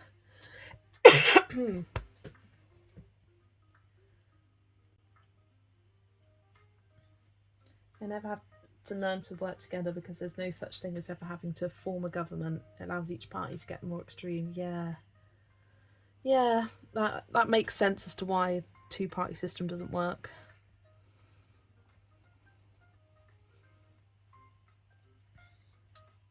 Let's go back to fun things. Yeah. So he's going back into lurk mode. People that come to the gym I work at literally come to take selfies and videos. They don't work out properly, then they leave. Oh, honestly, the classic gym selfie. Like, did you even go to the gym because you didn't post it? Kind of culture. I've never been one to be on social media much anyway, so I'm a bit unusual in that sense of people my age. I'm just not so with it. I just don't care for it. For me, I like using social media for my hobbies. I always have. Like before I was colouring, I used it for journaling, bullet journaling. I used to use it for fan accounts like Harry Potter and Hunger Games and things like that. When I was in my teens, I was a big fangirl then. But yeah, I've never been one to really post much personally about my life. It's always felt like disingenuous because one of the times that I post when I want to done, and that's not genuine, and I don't want to post about my normal life because it's boring. So it's just like, I don't know, it's not for me.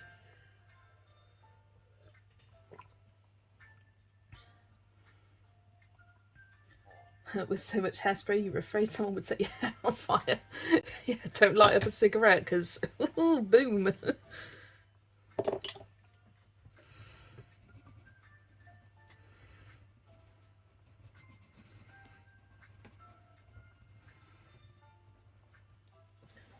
They didn't even go to the gym when they did post it. Just stand outside. What I love is that we've got a Pure Gym now in my town, and it opened up opposite McDonald's, and I wonder how many people go to the gym, then walk across the car park and go to McDonald's, and completely defeating the point of going to the gym in the first place. What I did does make me laugh.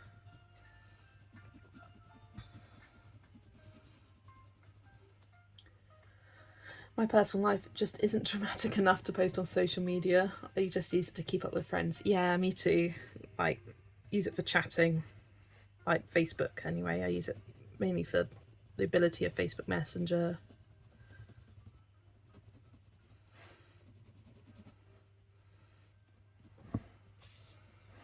Never just post random shit about like what happened in my day. Never ever. Used to when I was younger because I felt like I had to, and then I realised that I didn't. And so sort of became less concerned about what people thought about me as I got older. Pure gym is my gym's rivals. Oh dear. You find McDonald's wrappers in the gym? Lovely. I go to the local council run leisure centre in my area for the gym. That's nice. We are, in my town, they are currently building a new leisure centre. It's been in the talks for years and years and years, and there's never actually been one in my town. They're like, it's going to have a full 6-lane or whatever swimming pool and then leisure centre attached to it, and should be a good spot in the town. It's definitely needed, because the swimming pool, that like the public swimming pool we have, is right next to a secondary school, so it just feels a bit odd going there for me personally as an adult. Like, it feels odd driving up, because the turning, you have the school turned off this way and the swimming pool's off that way, so like it's right next to each other. I have to take the same turning as the school, so having its own leisure centre will be nice. We have a home gym. It's so nice to have. Yeah, I'm talking about the gym. Like, I don't gym. I don't. It's just no. I've tried in the past. I just never enjoyed it. Even when I was a bit skinnier and healthier, I just no.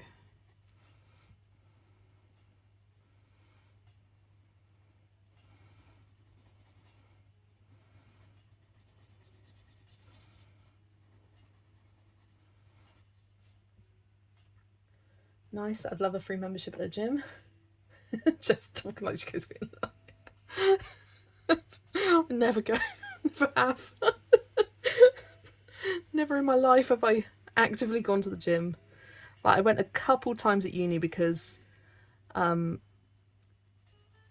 had to get gym passes for the uni, but in the halls there were some like tiny gyms that you could just get into because no one was manning the doors, and you could just get into for free. So I went there a couple of times with my friends, you know, just to join in.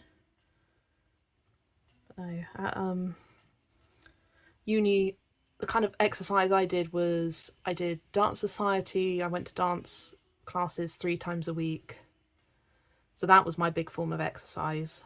And then I also got into playing a bit of squash with my ex. He liked that. That was quite fun. And then occasionally we went swimming as well.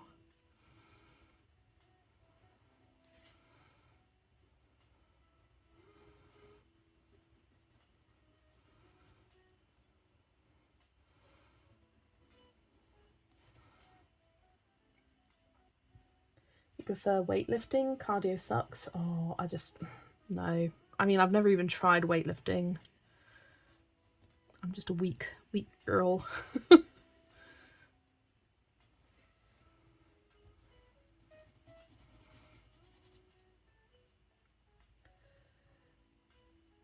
Yolanda, I too was a biker. I got a perm to solve my helmet issues. Love that. How many things do you call squash? I was just waiting for someone to say that. Squash is a sport. It's a racket sport like tennis, but you play it against the wall, and the ball's very odd. It's like a kind of rubbery but kind of squishy material. It needs heating up to start with, but you have these rackets which are similar to like tennis or badminton rackets, and you whack the ball against the wall. I said it's the perfect sport for an only child because you could play it by yourself. But yeah, we used to just I didn't often play like games against my ex or my boyfriend at the time, because he was much better at it because he'd played it a lot more than I had. So we tended to just kind of do like valleys, like see how many times we could hit the ball, challenge ourselves that way.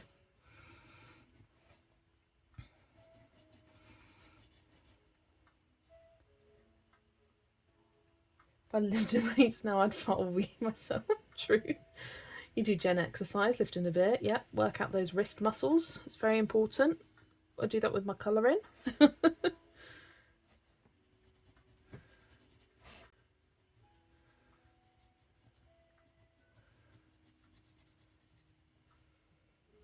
I prefer exercising in the pool. It keeps me so much cooler. I do strength training in there and water walking. Nice. Weightlifting is so good for you, especially women. Cardio causes stress and it increases your cortisol level. Sorry, I'm a PT, but I don't usually talk about gym stuff. Haha. Fair enough.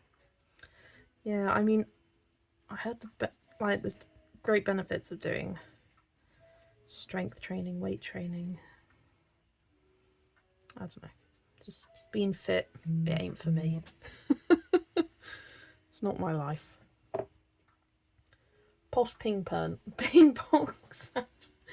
Pretty much. Yeah, squash is a posher sport, and my ex was a bit posher.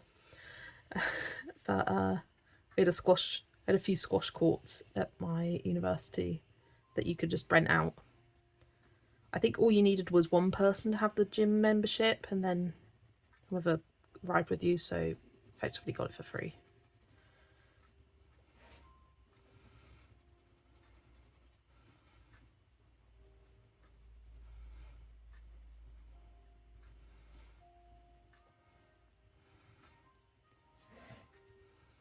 Squash is definitely more of a niche sport. Like, I'd never played. I'd heard of it, but I'd never played of it until I was at uni.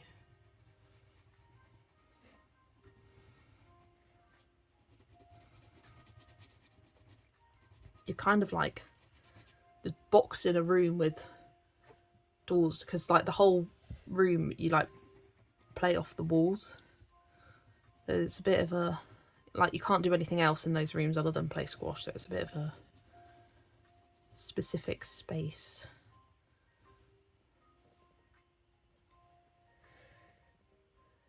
Swimming and water exercises are top notch. Yeah, I used to like swimming. Not very good at it though, but it is good for you in terms of being great exercise that doesn't put too much strain on your body.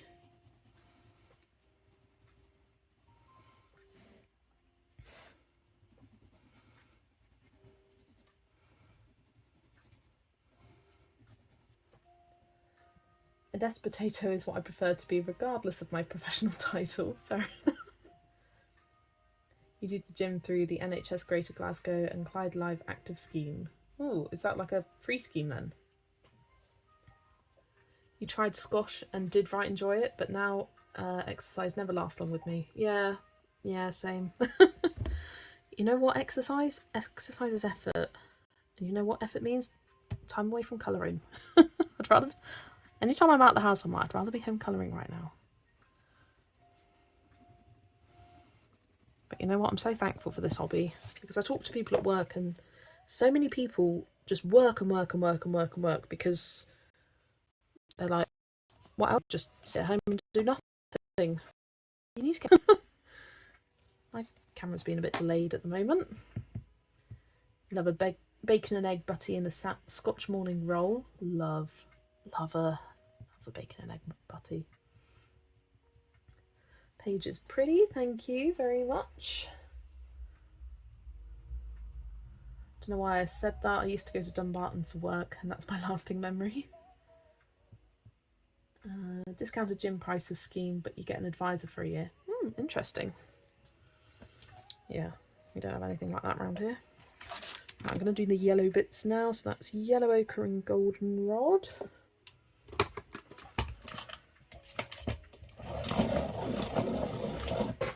Yeah, almost done with the animals here, and then it's just all the leaves left to do.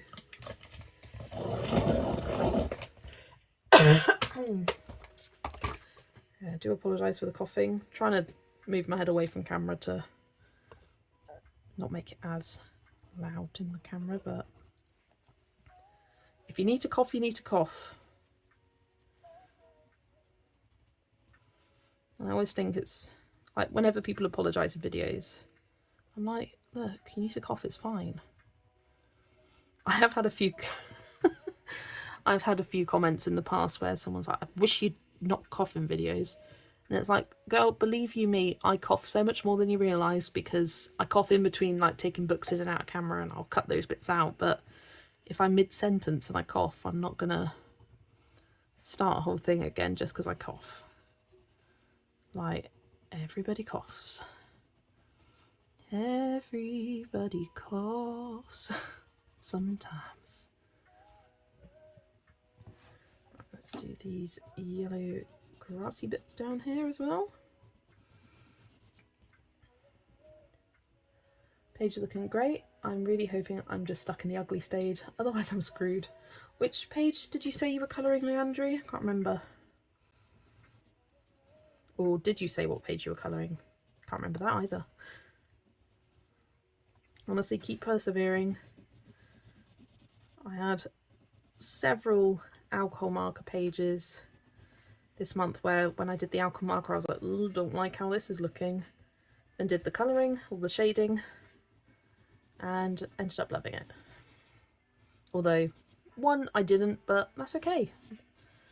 I think there's nothing wrong with having pages you don't like. Not every page can be a favourite, not every page is going to turn out perfectly well, and that's okay. You're colouring, you're learning, you're experimenting, and that's all important stuff. I think a lot of times we see people's complete pages and seeing, or on Instagram you see how well people do, and forget that you don't necessarily have to post everything on Instagram. If you don't like a page, you wouldn't necessarily post it.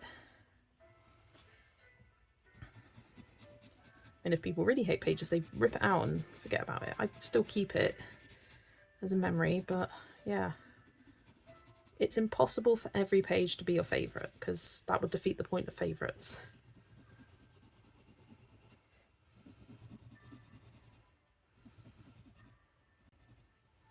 I do think it's important to give ourselves grace, as we really are our own harshest critics.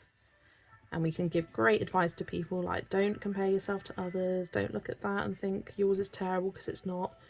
And yes, all that's true, but it's easier said than done, isn't it?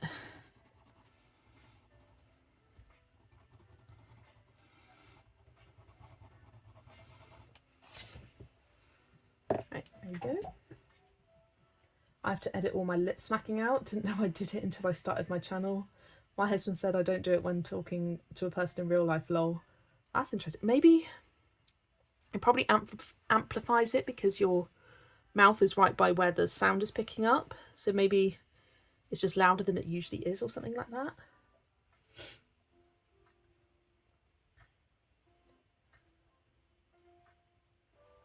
I panicked a bit then because I realised I hadn't coloured in October yet, but it's only the 1st. Amanda, it's fine. You've got 30 more days, love. It's all good. Oh, you've got hypermobility, you were banned from gymnastics school. It's hard to find stuff that works for you for that sort of thing, especially if it affects your arms a lot. I say but yeah and so. That's exciting far too much in my videos. I think I say cute a lot. Like when I was doing those those new book flip throughs, I was like, oh, this is so cute, oh, this is adorable, and then I just find synonyms for cute. But like, yeah, every page is cute, so just say it's cute.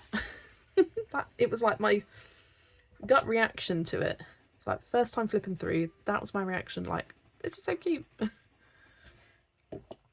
Alright, look at that, that's adorable. Right, just checking that I've got, oh, I'll do their noses. Let's grab an umber. Edit it and you're breathing out. Look, it's nearly finished, just need to add white highlights, lovely. Oh, Leandri's colouring Cute Fantasy Adventure by Little Nook. Lovely. The smacking usually prefixes or followed an also. I don't know if... I do get stuck on my words sometimes, and I do that in real life, where I'll be talking and I'll be on track and then suddenly it will just, like, the words go out of my brain and I don't know where they go. And sometimes I find them again, sometimes I don't. But I keep all that in. Like, anytime I stumble over a word, I'll just go blah, blah, blah. As I'm sure you're all aware, I'll just kind of give myself a little restart. Give my body a second to just kind of get rid of all of that kind of extra energy to blah, blah, blah, move on, say the word again, and eventually I get there.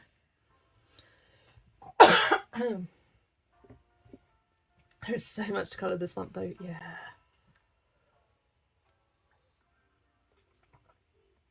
Oh, I might need to get myself another drink. Voice is struggling. Might get a Strepsil or something like that. Yeah, cute is so overused in reviews. I said it about 59 times in Mini Mania Volume 1 flip. Yeah, drink every time I say cute. He wants to get drunk tonight, guys. Right, let's go for the... Actually, yeah, let's go dark to light. So let's go Venetian red and burnt ochre. Start with for the darker red leaves. Where am I? Venetian red, burnt ochre. There's another thing I do when I plan out palettes like this. I have colours which are used multiple times throughout. Like sometimes it might be the highlight colour and other times it might be the shade colour. And that helps keep things nice and cohesive. There's burnt ochre. I know what you mean, but I'm just menopausal. I have an excuse. Yeah, I don't have an excuse like that. I don't have a menopausal brain. I think sometimes my brain just kind of goes too quickly than what like my mouth can form words to, and then I just get a bit kind of overzealous. I don't really know.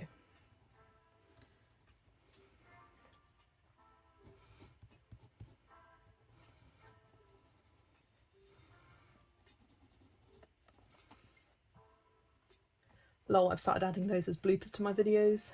I leave mistakes in, but I think the lip smacking is as attractive as snorting. Oh gosh, yeah, no. My ex used to snort, and I'd be like, do you hear anyone else snorting like that in life? And he goes, no. And I was like, then don't do it. It's like, you don't need to do it, just do something else. It would be like a snorty grunt, and oh, it was disgusting.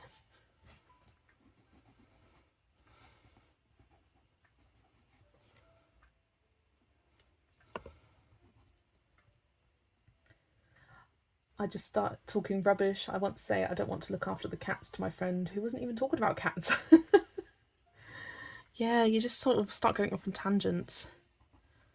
Like, I'll start a story and go off on so many little side adventures that I forget what my first point was and I have to like retrace my thoughts back and be like, so what was I saying? Oh yeah, this. Ugh, it's just... I get quite easily distracted in conversations. Where if someone else talks, which like, you go ahead, you talk, I forget what I'm going to say. And then it will come back to me and I'll say it.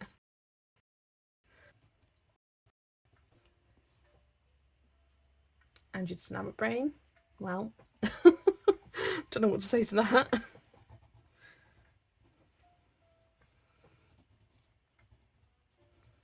Yeah, I think it's just, it's me, like, me going blah, blah, blah, stumbling over my words. That's just me. That's just who I am. Like, if I edited out every time I stumbled over words, it would feel fake to me. Sometimes, the only exception is when I start a video. Sometimes I'll start a video and I don't like how I worded things, so I'll just restart. Sometimes I need a minute of talking to the camera where I go, yep, don't like how that went, put the book to the side, restart. That's the only time when I do kind of refilm bits, is when that happens. Realised I didn't shade these mushrooms down here, which are the same colour as these darker leaves. So I'll do those real quick. Like when I first started out my channel, almost every intro took me 2 chances. Because I'd start and I'd go, and right, it's Jess, and I'd kind of just, words wouldn't happen. And so I'd be like, right, restart that. I'm not starting off the video with a stumble like that. or I'd start talking and not necessarily know the direction I want to go in yet until I've started saying things, be like, nope, want to retry saying those words. So start again then. So often there'll be like 1 minute clips in my videos, like that I just delete. I'll know if it's 1 minute, like get rid of that. Don't need that.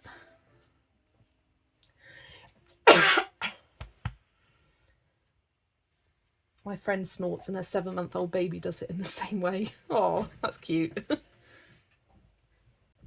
I've got a friend that has ADHD. She's studying psychology and she told me she thinks I have ADHD.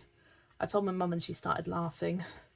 I think I have some ADHD traits, but I think I also have autism, and that's kind of the stronger one. But I have a few ADHD traits. I wouldn't say I have ADHD, but I'd say I'm probably autistic. But it's more of the like more uncommon autistic traits that I have rather than the like really common ones, like the overstimulation. I don't really get like that.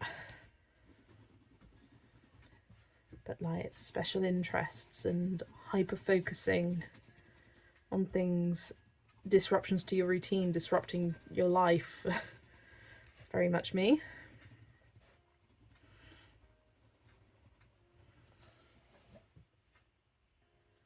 You've got ADHD. Well, one of my big symptoms is not being able to remember what I want to say. If it doesn't say right then and there and I can't concentrate on what they're saying. Yeah, I kind of struggle with that too.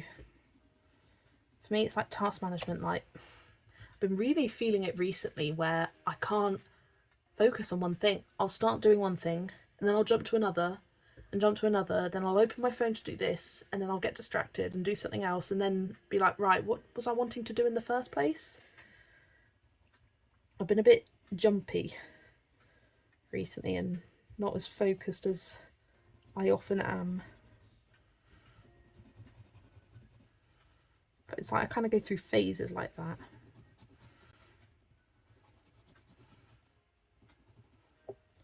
And forgetting things. Like I'll have a chore to do. Like I've been meaning to clean the bathroom for the past week. And I keep forgetting. Well, not the past week, the past 4 days. And I was like, right, I'm going to do it today. And I never did. And on a Thursday at work, I go and do this guy's cleaning. And every time I clean his toilet, I'm like, oh, when I get home, I must clean the toilet. And that's the kind of what prompts me to remind me of that I need to do it. It's like doing one thing prompts it, but if I'm just sat colouring, I go into my own world and I kind of forget about everything else.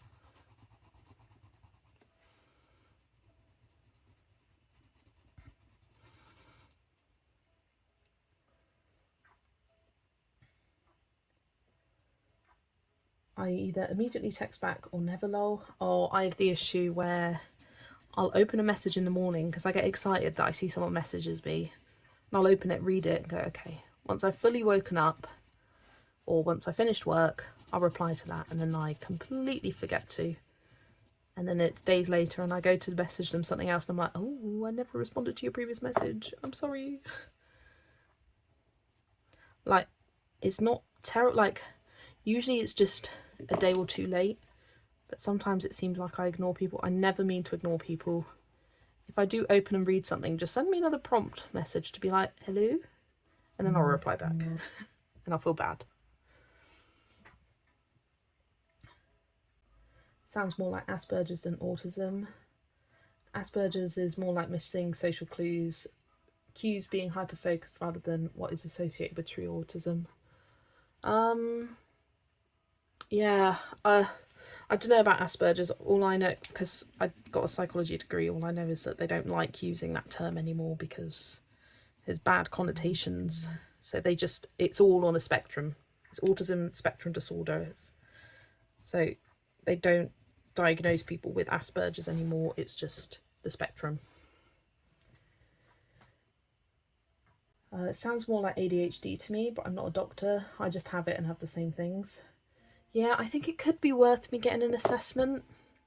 For me, it's like, if they do say I've got ADHD, then it's worth it as an adult. But if you've got autism, there's not any medication, there's nothing you can do to really manage it. It's just giving yourself a label. So I'm like, if I think I've got autism, then at this point in my life, there's not too much point in getting a diagnosis. But if it could be ADHD, then there is, because you can, medications can help. Maybe I should just do it. Maybe tomorrow I'll put an e-consult in and just get it done.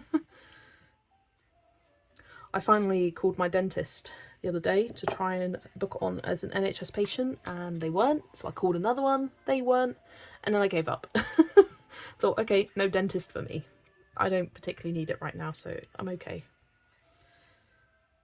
I mean, I do have one, but it's not with the NHS, so it's like 3 times more expensive. Right, cadmium, orange, deep, and orange for these orange leaves. How many times can I say orange? I'm the opposite. If someone messages me, because I always have my phone silent, I feel like I must constantly check my phone through the convo, because I'd be mortified if they thought I was ignoring them. I'm more likely to obsess about communication. Yeah, I completely understand that. My phone has a great setting where it's on vibrate, but if you get multiple messages come through at the same time, it won't keep vibrating. It will just do the once for the first one. So I do like that about my phone. And you can set it to certain times of when it's, like, you can have it go silent during certain times, like bedtimes, so it's not disturbing you. Because I used to get that in group chats where, like, midnight would be popping off and I want to go to sleep, so I had my bedtime mode. But it's those times when I'm having an active conversation with someone and I've got bedtime mode turned on, so I'm not getting any notifications, and I've got to keep going back and checking the chat to be like, okay, have they replied? Okay, they have, now I reply. And yeah, so I do get that kind of like paranoia of constantly checking, because mine automatically turns on at 11 PM because that's when I try and start to go to bed.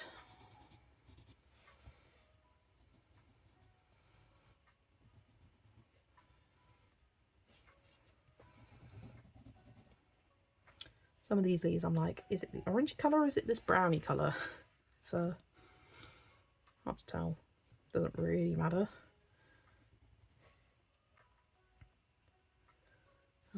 Nope. I think I've got them all. Yeah, because those are lighter orange. Let's just carry on.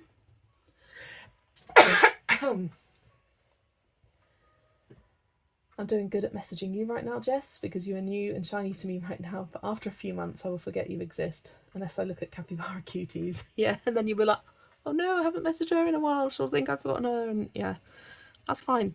You're allowed to forget me. I completely understand it. You're not doing it on purpose, you're not doing it out of spite. It's like Buddy Colours ban, and I have for several months, and I feel bad in videos when I remember certain names but I don't remember others, and it's not that I don't value as a buddy, it's just I do forget. I mean, I was filming my completed pages today and I kept saying the wrong name for someone because I was reading the wrong bit in my journal, and I was like, I'm sorry. I know it's you, but, and I knew when I was like going onto the chat like who to be contacting, and I just kept getting it wrong.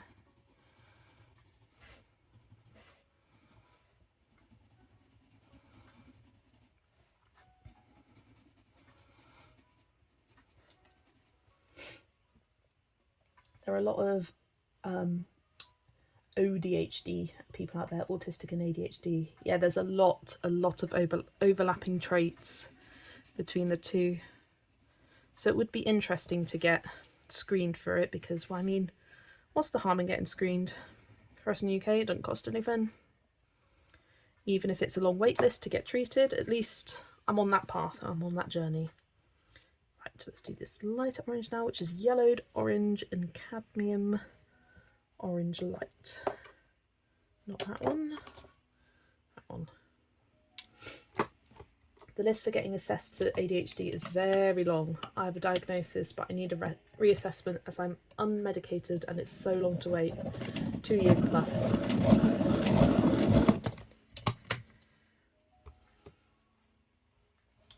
The dental school at the University of Louisville does great dentistry at a very affordable cost if someone does not have dental insurance. That's great. That is great. I was researching the other day, being like, why is it impossible to find an NHS dentist in the UK? And it's because they don't pay them enough. So dentists who were on the NHS moved to private because they get paid more being private. And it's just kind of like, oh, it just feels such like disgusting behaviour. Like if I was trained as a dentist, I'd want to be there for everyone. And for me, it's not that I can't afford it right now, it's more the principle of it. Like I don't want to have to pay for private. Like I shouldn't have to pay for private. And even the like NHS site where you can look up which dentists are or aren't accepting patients, it's so unreliable. Because ones that said they were, you call and they're actually not. Frustrating. Like most places are just accepting for children. It's like, okay, how do people go about it if they move from one place to another? They just don't get it.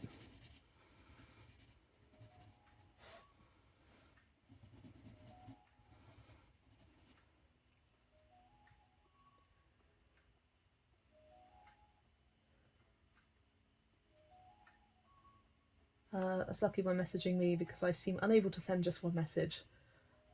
I often do that too though, Joe. Like I'll send, like if someone asks multiple questions, I'll answer them in multiple messages rather than one big one. I forget my kid's name's Jess, it's okay. I call my son Stephen, his name is Caden. You do Amazon? Oh, amazing, not Amazon. I did think, like, Amazon does not make sense. I'm like, I do Amazon? I mean, I do Amazon. I do love Amazon. I get a bit twitchy if I haven't had an Amazon delivery in a while. You have a hugely popular channel. Well, you were one of the first I came across. I'm busy replying to folk and I have a teeny channel, so I can only imagine. You're too kind, Joe. It's funny because it feels like only recently, like I still feel like I'm new to the YouTube colouring community when in the grand scheme of things I'm not. I've been there doing it for, how long have I been doing? Over a year? Just over a year. So yeah, in the grand scheme of things I am. I am still pretty new because there are people who have been on it for 10 years, 5 years, 6 years, lots of years. I was just very, very lucky to hit the algorithm in the right way. Can't explain how. Really, really can't. It's the way of the YouTube algorithm. I've just spotted a dark orange leaf I missed. Quickly colour that. Oh, I used the wrong combo of colours. Or the wrong order.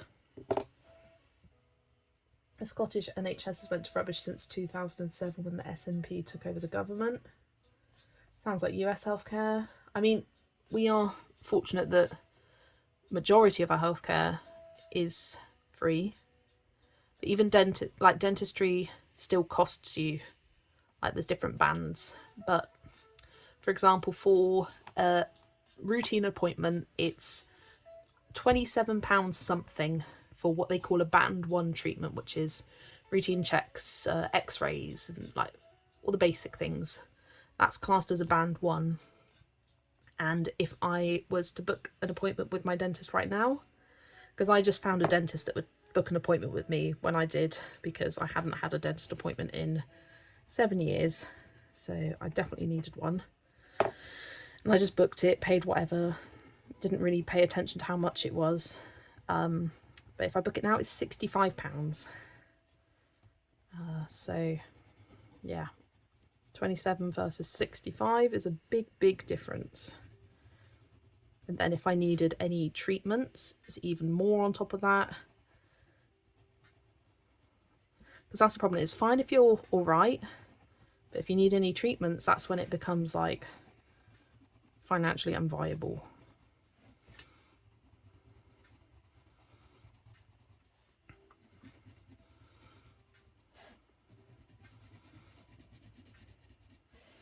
I was talking to someone at work and she's had some tooth pain recently.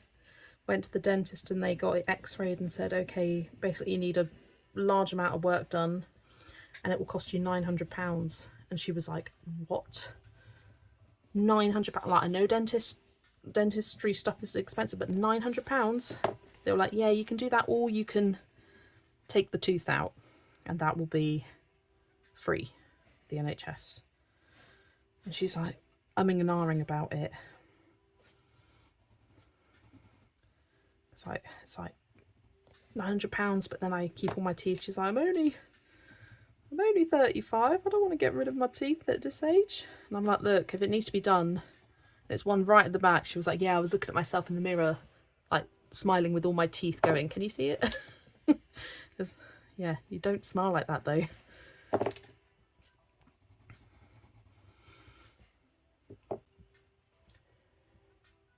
OMG, even with insurance, I'm paying way more than that. Yeah, I had a feeling.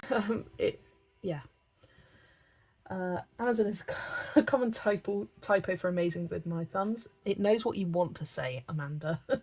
Knows what you want in your heart. You want Amazon. It's pretty easy for us to get an NHS dentist here. I need to go to one last time before my son turns 1, but I will put it off until the last possible second. Yeah, nowhere in my town. Nowhere in the next town over, nowhere in my radius of like 10 miles is accepting new NHS patients, and that's ridiculous.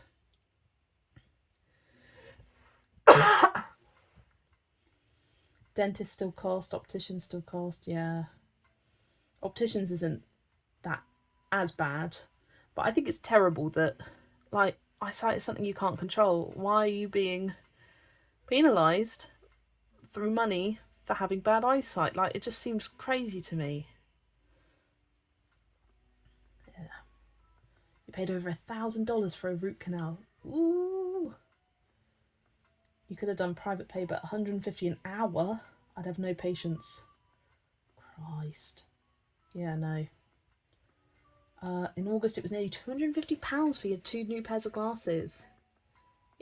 It was... I was very lucky. I had a voucher for up to £70, so I think it cost me 20 quid for 2 pairs. No, it wasn't. It was £50, and then I got some £70 glasses. I don't buy glasses from Specsavers or Boots anymore. I get them from Glasses Direct or elsewhere online. £165 from Boots, £40 from Glasses Direct. Yeah, and all you need is the, like, what do you call it? What your lens is. Your prescription? No, it's not prescription. Your records, your optometry records. That's all you need to be able to buy glasses online. I got mine for Specsavers, cheap and cheerful. That's me. Right, this is brown ones. Sienna ochre. Find the right pencils here. There we go. Don't get me started on dental and vision not being coloured under health insurance law. Yeah. You're getting ripped off, Angie. Try get your measurements and prescriptions from Specsavers and order from Glasses Direct next time. Yeah, definitely. I've always done Specsavers. I mean, cheap as possible. I mean, I've got glasses in the past which were in the £29 range and did the job for me.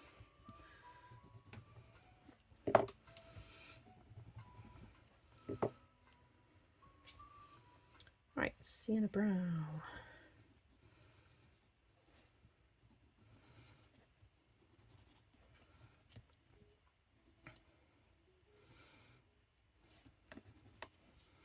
It's a very hard job distinguishing between these here.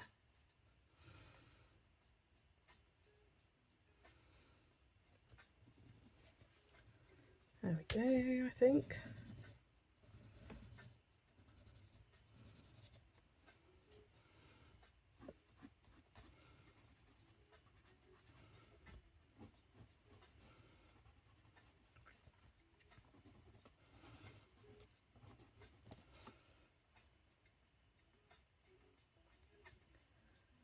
I bought designer frames last time, so this time, being more skint due to colouring supplies, I asked them just to put new lenses in my frames, and Specsavers said no, they don't do that.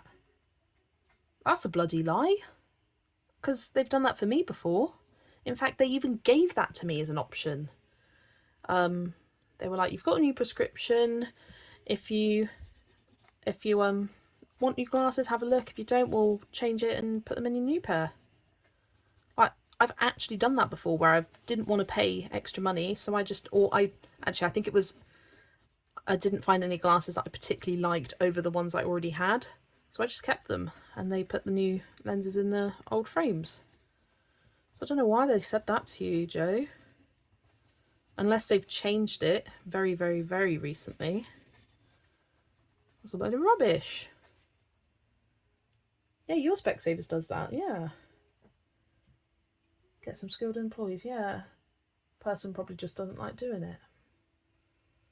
It's rubbish. I refuse to get branded pair of glasses, mainly because I don't wear glasses all the time.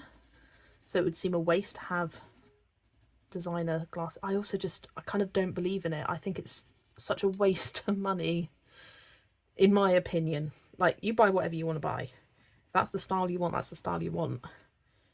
If you want to have a name on the side of your glasses, you go for it. But for me, I'm quite anti-designer clothes for the sake of designer clothes. As a teenager, I felt very left out at school because I didn't have a Hollister top, I didn't have a Superdry top, I didn't have anything by Jack Wills, and I thought I just wasn't cool. And then you get older and you realise it doesn't matter. Buy your clothes from Tesco if you like how it looks. Like, no one cares about brands once you get to a certain age.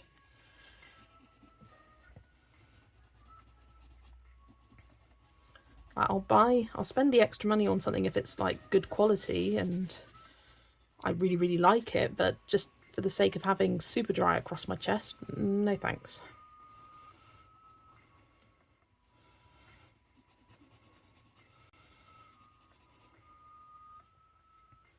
The last glasses I got, my husband said I look like Dot from EastEnders or Corrie, whichever one she's on. Oh no. Made myself this time to wear your glasses all the time. Your eyes feel less sore now. My prescription is very weak. Like, it's one side is nothing. It's my left eye that's the problem eye. So right is fine, and then the left eye is like minus 1.5. It's like barely anything, but I do find it makes a difference. Like, I'm able to focus better on the screen as I'm looking across now. I struggle driving at night with the glare of the lights, and so having my glasses on makes that much easier. Like, I feel like I'm less, well, everything's less blurry. I'm very sensitive to light, so that's when I tend to wear my glasses. And then every now and then my eyes will just be aching, or I often get twitchy eyes when I'm especially tired, so I put the glasses on and it does help when my eyes get all twitchy.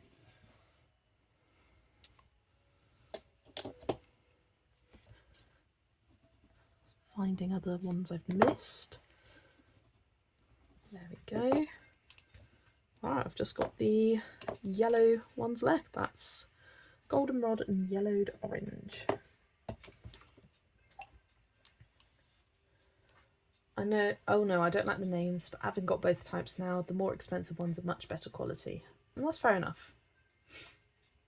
Paying for the name, in my opinion. That tends to be my agreement, Amanda.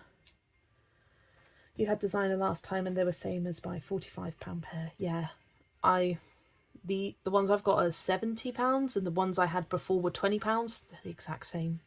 They're just a different style. I just preferred these style more than others. Mine is weak too. It's minus 1.25 both sides, but I have astigmatism, which means it's harder to see in the dark and lights flare. Yeah, I have the same. I have an astigmatism in both eyes, and it's stronger in one than the other, or more intense in one than the other. I like George and nutmegs. I'm so cool. Yes, you are. I love a bit of George.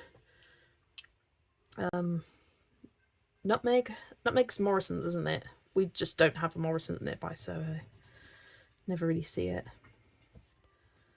I find Tesco don't really do that great of clothes. They seem to be very weird a lot of the times, in my opinion. But two from Sainsbury's and George Asda, they do some lovely, lovely stuff. Oh, no, those are different colours. I'm getting so confused with the colours of these leaves. Pro tip, pick like much different base colours, because otherwise you get confused when they're just like a shade lighter. It's hard to distinguish between them.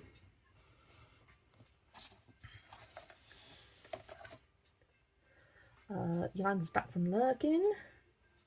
My Chupos don't have a nose thing on. Maybe I just picked the wrong pairs. Yeah, not every pair of glasses have the nose like rests. I personally don't like them. I find they irritate me, whereas these it's just plastic. I shocked the opticians when, because Specsavers always have 2-for-1 deals on for glasses, and as I had a voucher to spend for my work, they were like, oh yeah, you can also get 2-for-1 on these. And I was like, all right then. So I picked 2 pairs of frames, and it's done me really well, because I have one that just lives in my car, that I always have in my car, that's ready to go. When it gets dark, I can put them on when I'm driving. And then one that lives at my desk, so whenever I feel my eyes straining when I'm colouring, I can pop them on there. And it really shocked. They were like, you want 2 clear pairs, because most people, when they get 2 pairs, they go for like the standard clear lenses and then the sunglasses. And I was like, yep, I'm good. 2 clear pairs, please. Please. Not peas.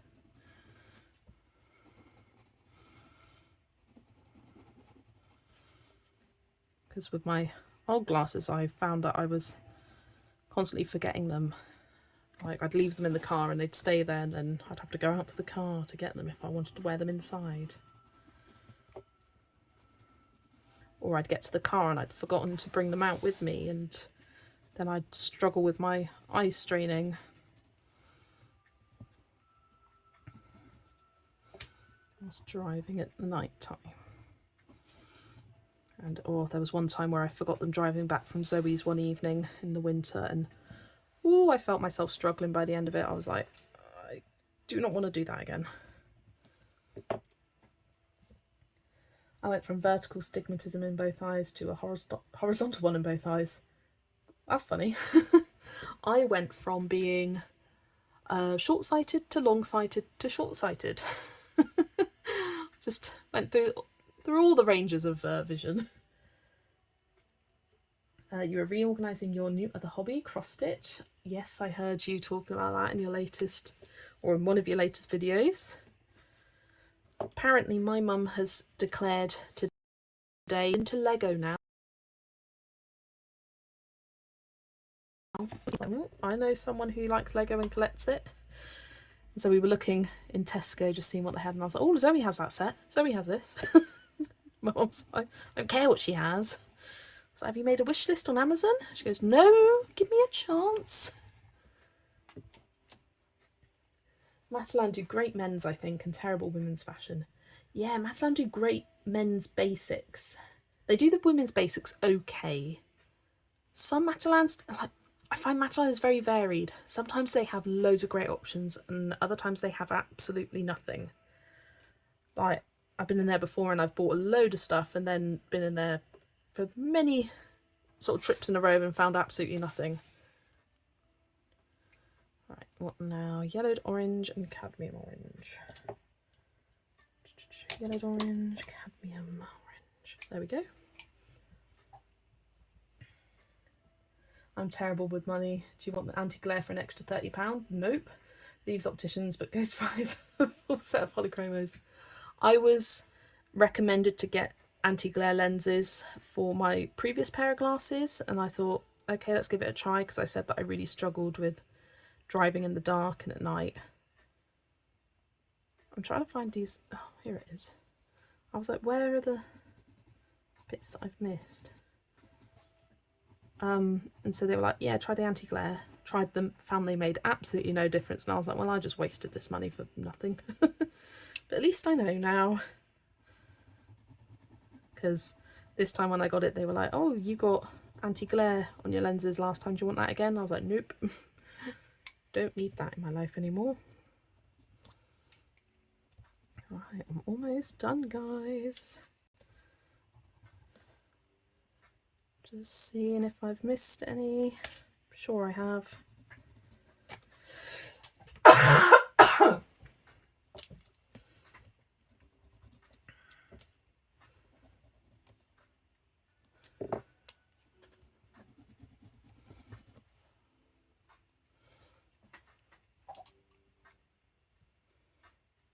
But can you see, Angie? She can see. That's all good. You always get anti-glare. I can't see the sat-nav with anti-glare. I have anti-glare. It doesn't work with astigmatism, in my opinion. I can't see anything in the shade. I just found it did absolutely nothing. Like, the glasses performed the exact same as they did without the anti-glare. And yeah, so in my opinion, it was a waste of money for me. Other people may have different experiences. Right, I think it's time for some white paint pen. Try and shake it away from the microphone. That's pretty good timing for this page tonight. Being able to finish it with you all. I'm going to re-add these white dots back on the mushroom.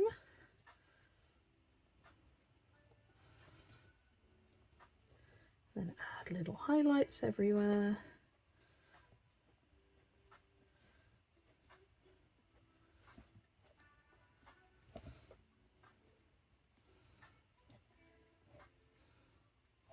Yeah, I love colouring pages like this, which have lots of autumnal leaves. Find it very nice and relaxing, easy to make up colour palettes. Everything just goes together relatively simply.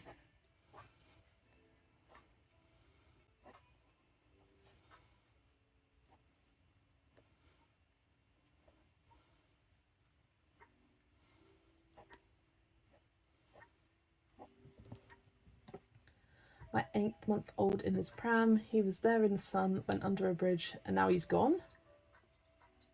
What? What own is that? What pen?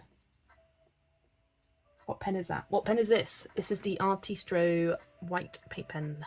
Shake, press, draw. I like these the best. I use the white for all my highlights, and then I use the black for all of my what do you call it? Colour by number outlining. I like them the best. They come in big sets for not too much money. I think I bought these based on Sarah Renee Clark's video. I think she's, from memory, these and the Arrtx were like right at the top in terms of quality, and then I think these were more readily available because Arrtx can be really unpredictable with their stock availability. So yeah, I really like Arrtx for their paint pens.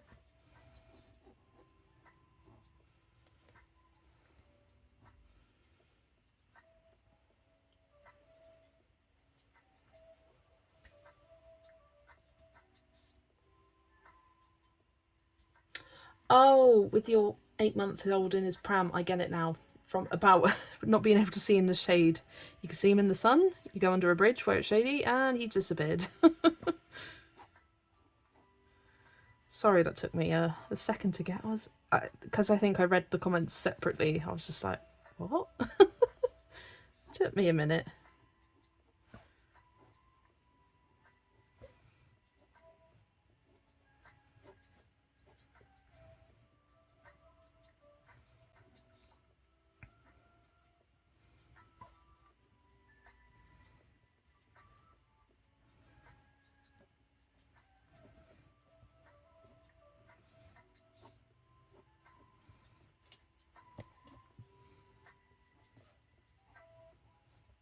Oh, there's a leaf I haven't shaded.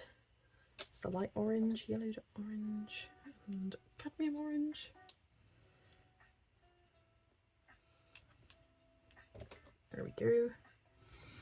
Knew I'd find one. Useful going through and giving them all a white highlight, because then you can spot any you've missed.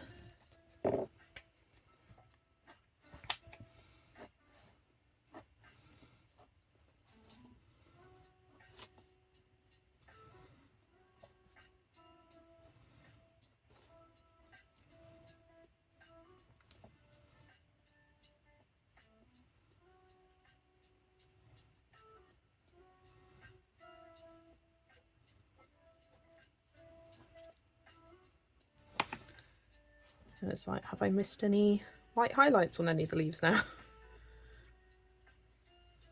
I haven't done many on these rounded ones. Go through and do them.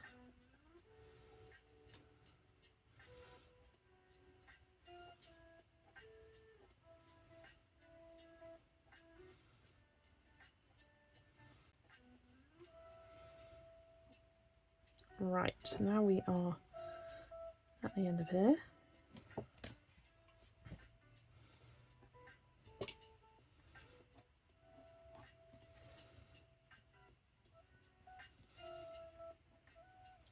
Yeah, now we are at the end of this page. I think I will go through some potential Halloween colouring options for the next stream to get some ideas of the books that you'd like to see, get a feel for that. And what I'm tempted to do is tomorrow, when I can go outside, is put some of this glimmer mist I bought from Hobbycraft. Not Hobbycraft, Hunky Dory. Let me see if I can find the scrap bit of paper that I tested it on.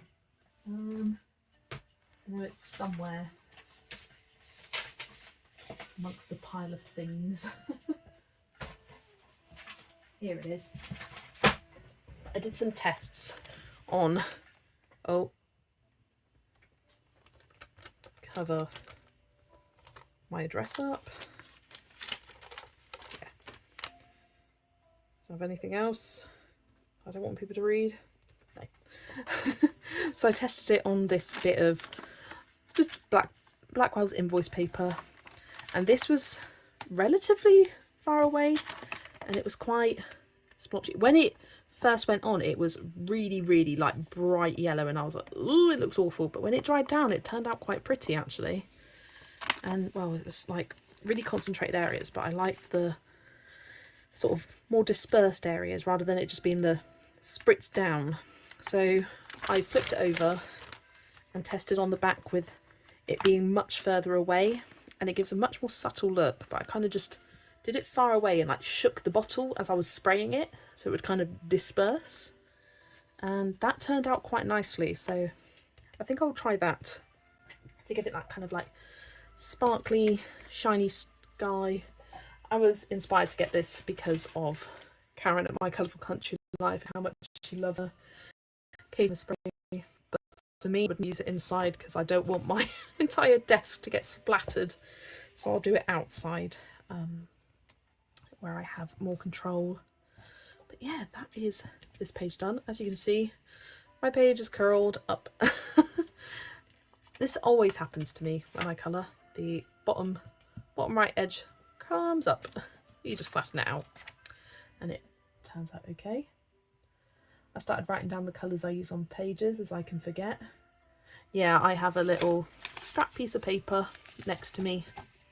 It's just one of those like big blocks of notes, and they're big squares of paper, so I just rip it in half because I don't need the whole thing. And well, this big block I've had for years. It's the sort of thing like my nan's gifted me over time. And there's still so many sheets left. I don't know how many's in here. Yeah, just one of those big blocks. Just rip out a page. I've got my trackers printed out, ready to go in pages, just sat at the front there. I really want to do some swatching and colour combo exploring, but I'd rather be colouring. Yeah, I know that feeling. I was going through and doing Karen's colour combinations for Black Widows. I think I started it last month or the month before. Pressed a button. There we go. And I got up to yellow. Did red, orange, yellow, and I've got the boxes drawn out for the rest. But it does take a long time. It takes about an hour per page. So yeah, I think I'd rather be colouring, especially at this time of year where I've got so many plans and so many buddies. Yeah, I think I will do that gold shimmer spray and actually be brave and use it on a page. I think it will look really good on this one. Try and concentrate it up here. Could potentially even put a scrap piece of paper down on this section so it doesn't get there on the tree trunk. Although if it does get over a little bit, I don't mind. But yeah, I'm going to find some books as options for you to just say what you'd like to see me colour on stream on Friday. So let me grab some potentials. Oh, there's one.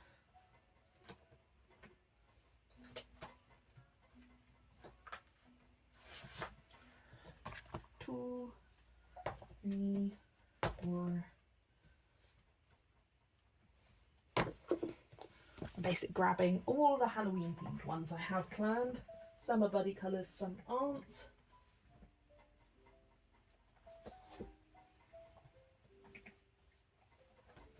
Right, I've got a bunch of options here.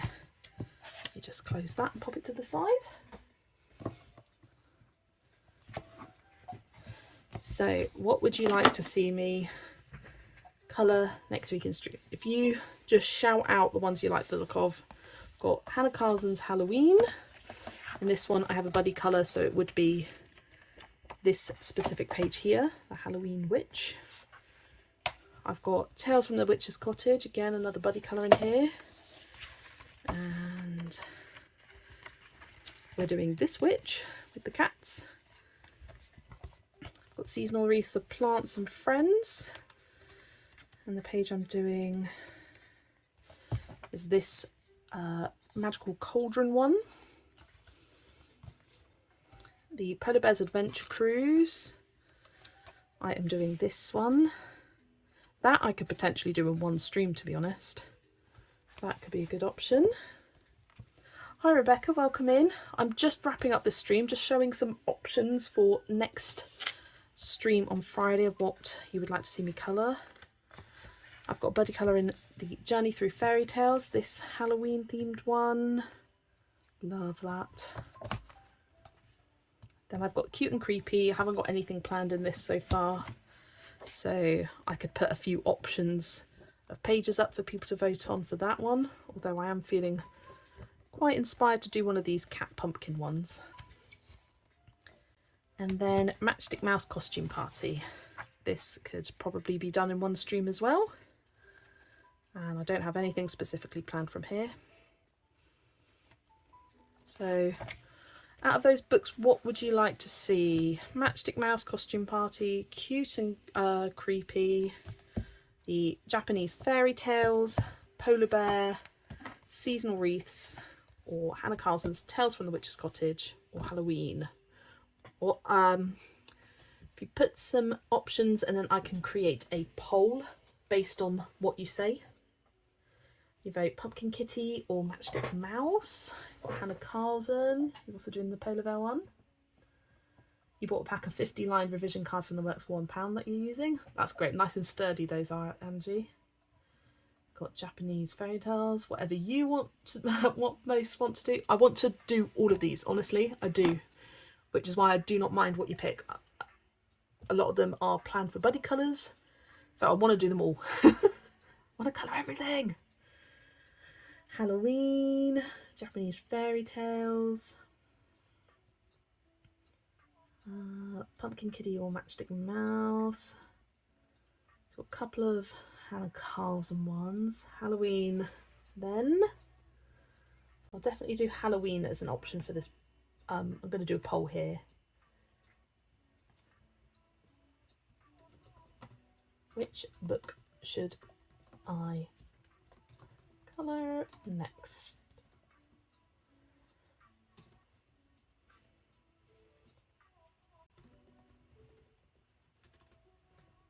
Halloween.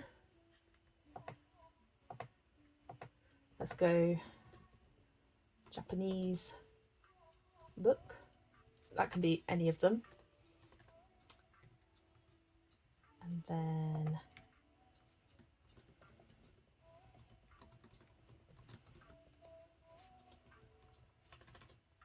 Magic Mouse costume, and then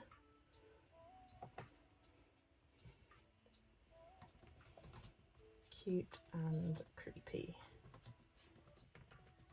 There we go. I feel like it's easier because then if anyone's lurking who don't feel comfortable saying or chatting, then they can still have their say.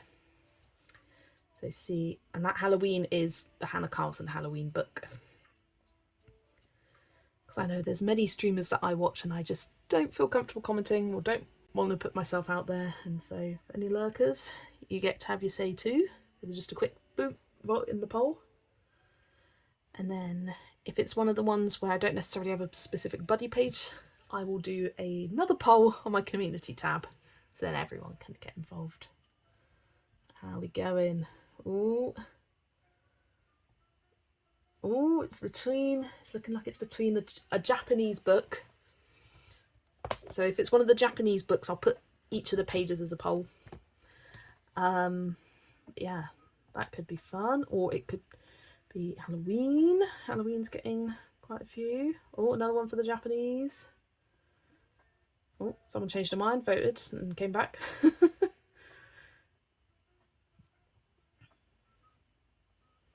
I'll give it just another minute or so. But yeah, these Japanese books have so many cute Halloween pages. The seasonal wreaths one has got these really cute witchy themed ones. And then it's got a nice autumnal wreath there. And then this one, which is quite, I don't know, Halloween inspired. You've got like a candy apple or pumpkin there. Berries, witch hats. The polar bear book has quite a few. It's got like a whole Halloween section. So where does it start? It starts here. So I don't know what this translates to actually. It translates to Polar Bear and the Mysterious Island. So they travel to like a Halloween inspired island. So this is the one I got a buddy colour with. And you've got 2 pages here. The fox in the gingerbread house. And this one. Considering I'm doing this one first, it would be maybe nice to go each year, slowly fill up this Halloween section, coming back year after year. And then we have this kind of double page spread of little doodles. Be good to pick like a nice limited colour palette for them. You've got them dressed up in costumes. Then you've got this lovely scene, loads of pumpkins on this page and a nice spooky tree. And then we got these little kind of like miniatures, little vignettes. And then it will like crystal. Oh, yep, come on, there we go. And then it like moves into the crystal section. So that's the Polar Bear book, and then the Halloween ones in the Fairy Tales book are both next to each other. You've got this one with the huge moon and like lots of pumpkins. And then we have this Halloween costume themed page, which is the one I'm doing a buddy colour with. So I'll put these up of the, as a poll on my community tab and see which get picked. But it looks like the Japanese book, or a Japanese book, won the poll this time. So depending on which one gets picked, depends on which page I'm doing. But yeah, this is turned into a bit of a unintentional Tokimeku series, being my focus artist for the month, considering I've got 3 pages planned and I've got another one that I may potentially start. I've got the goal of for this month, not necessarily colouring. Did you decide on your colouring day yet for the Yusiku book? For my Lonely Pumpkin, day of colouring Lonely Pumpkin, not yet, but I don't think it will be this Friday because I need to really psych myself up for it. Potentially the following Friday. I think it's going to be a Friday when I do it. Or I don't know. I will keep you posted. I'm looking at to either be next week or the week after. So in the first half of the month I want to do it by. So that's the plan so far. So yeah, in next stream I'm going to be doing one of these books. Look out for the poll in my community tab. Thank you all so much for joining me. No pressure, I was just wondering. No worries, I was answering. That's like my current thought process of it. But yeah, I'm still got a intro video for that planned to go up in the next few days. It's this time of the month where I've got lots of videos and you may be seeing some daily uploads for a little while. But yeah, thank you everyone for joining me here tonight. It was lovely having you all here. And I will see you all in the next stream on Friday. Same time, same place, wherever you are in the world. But yeah, thanks for joining me. And I will see you all in the next stream. Bye everybody.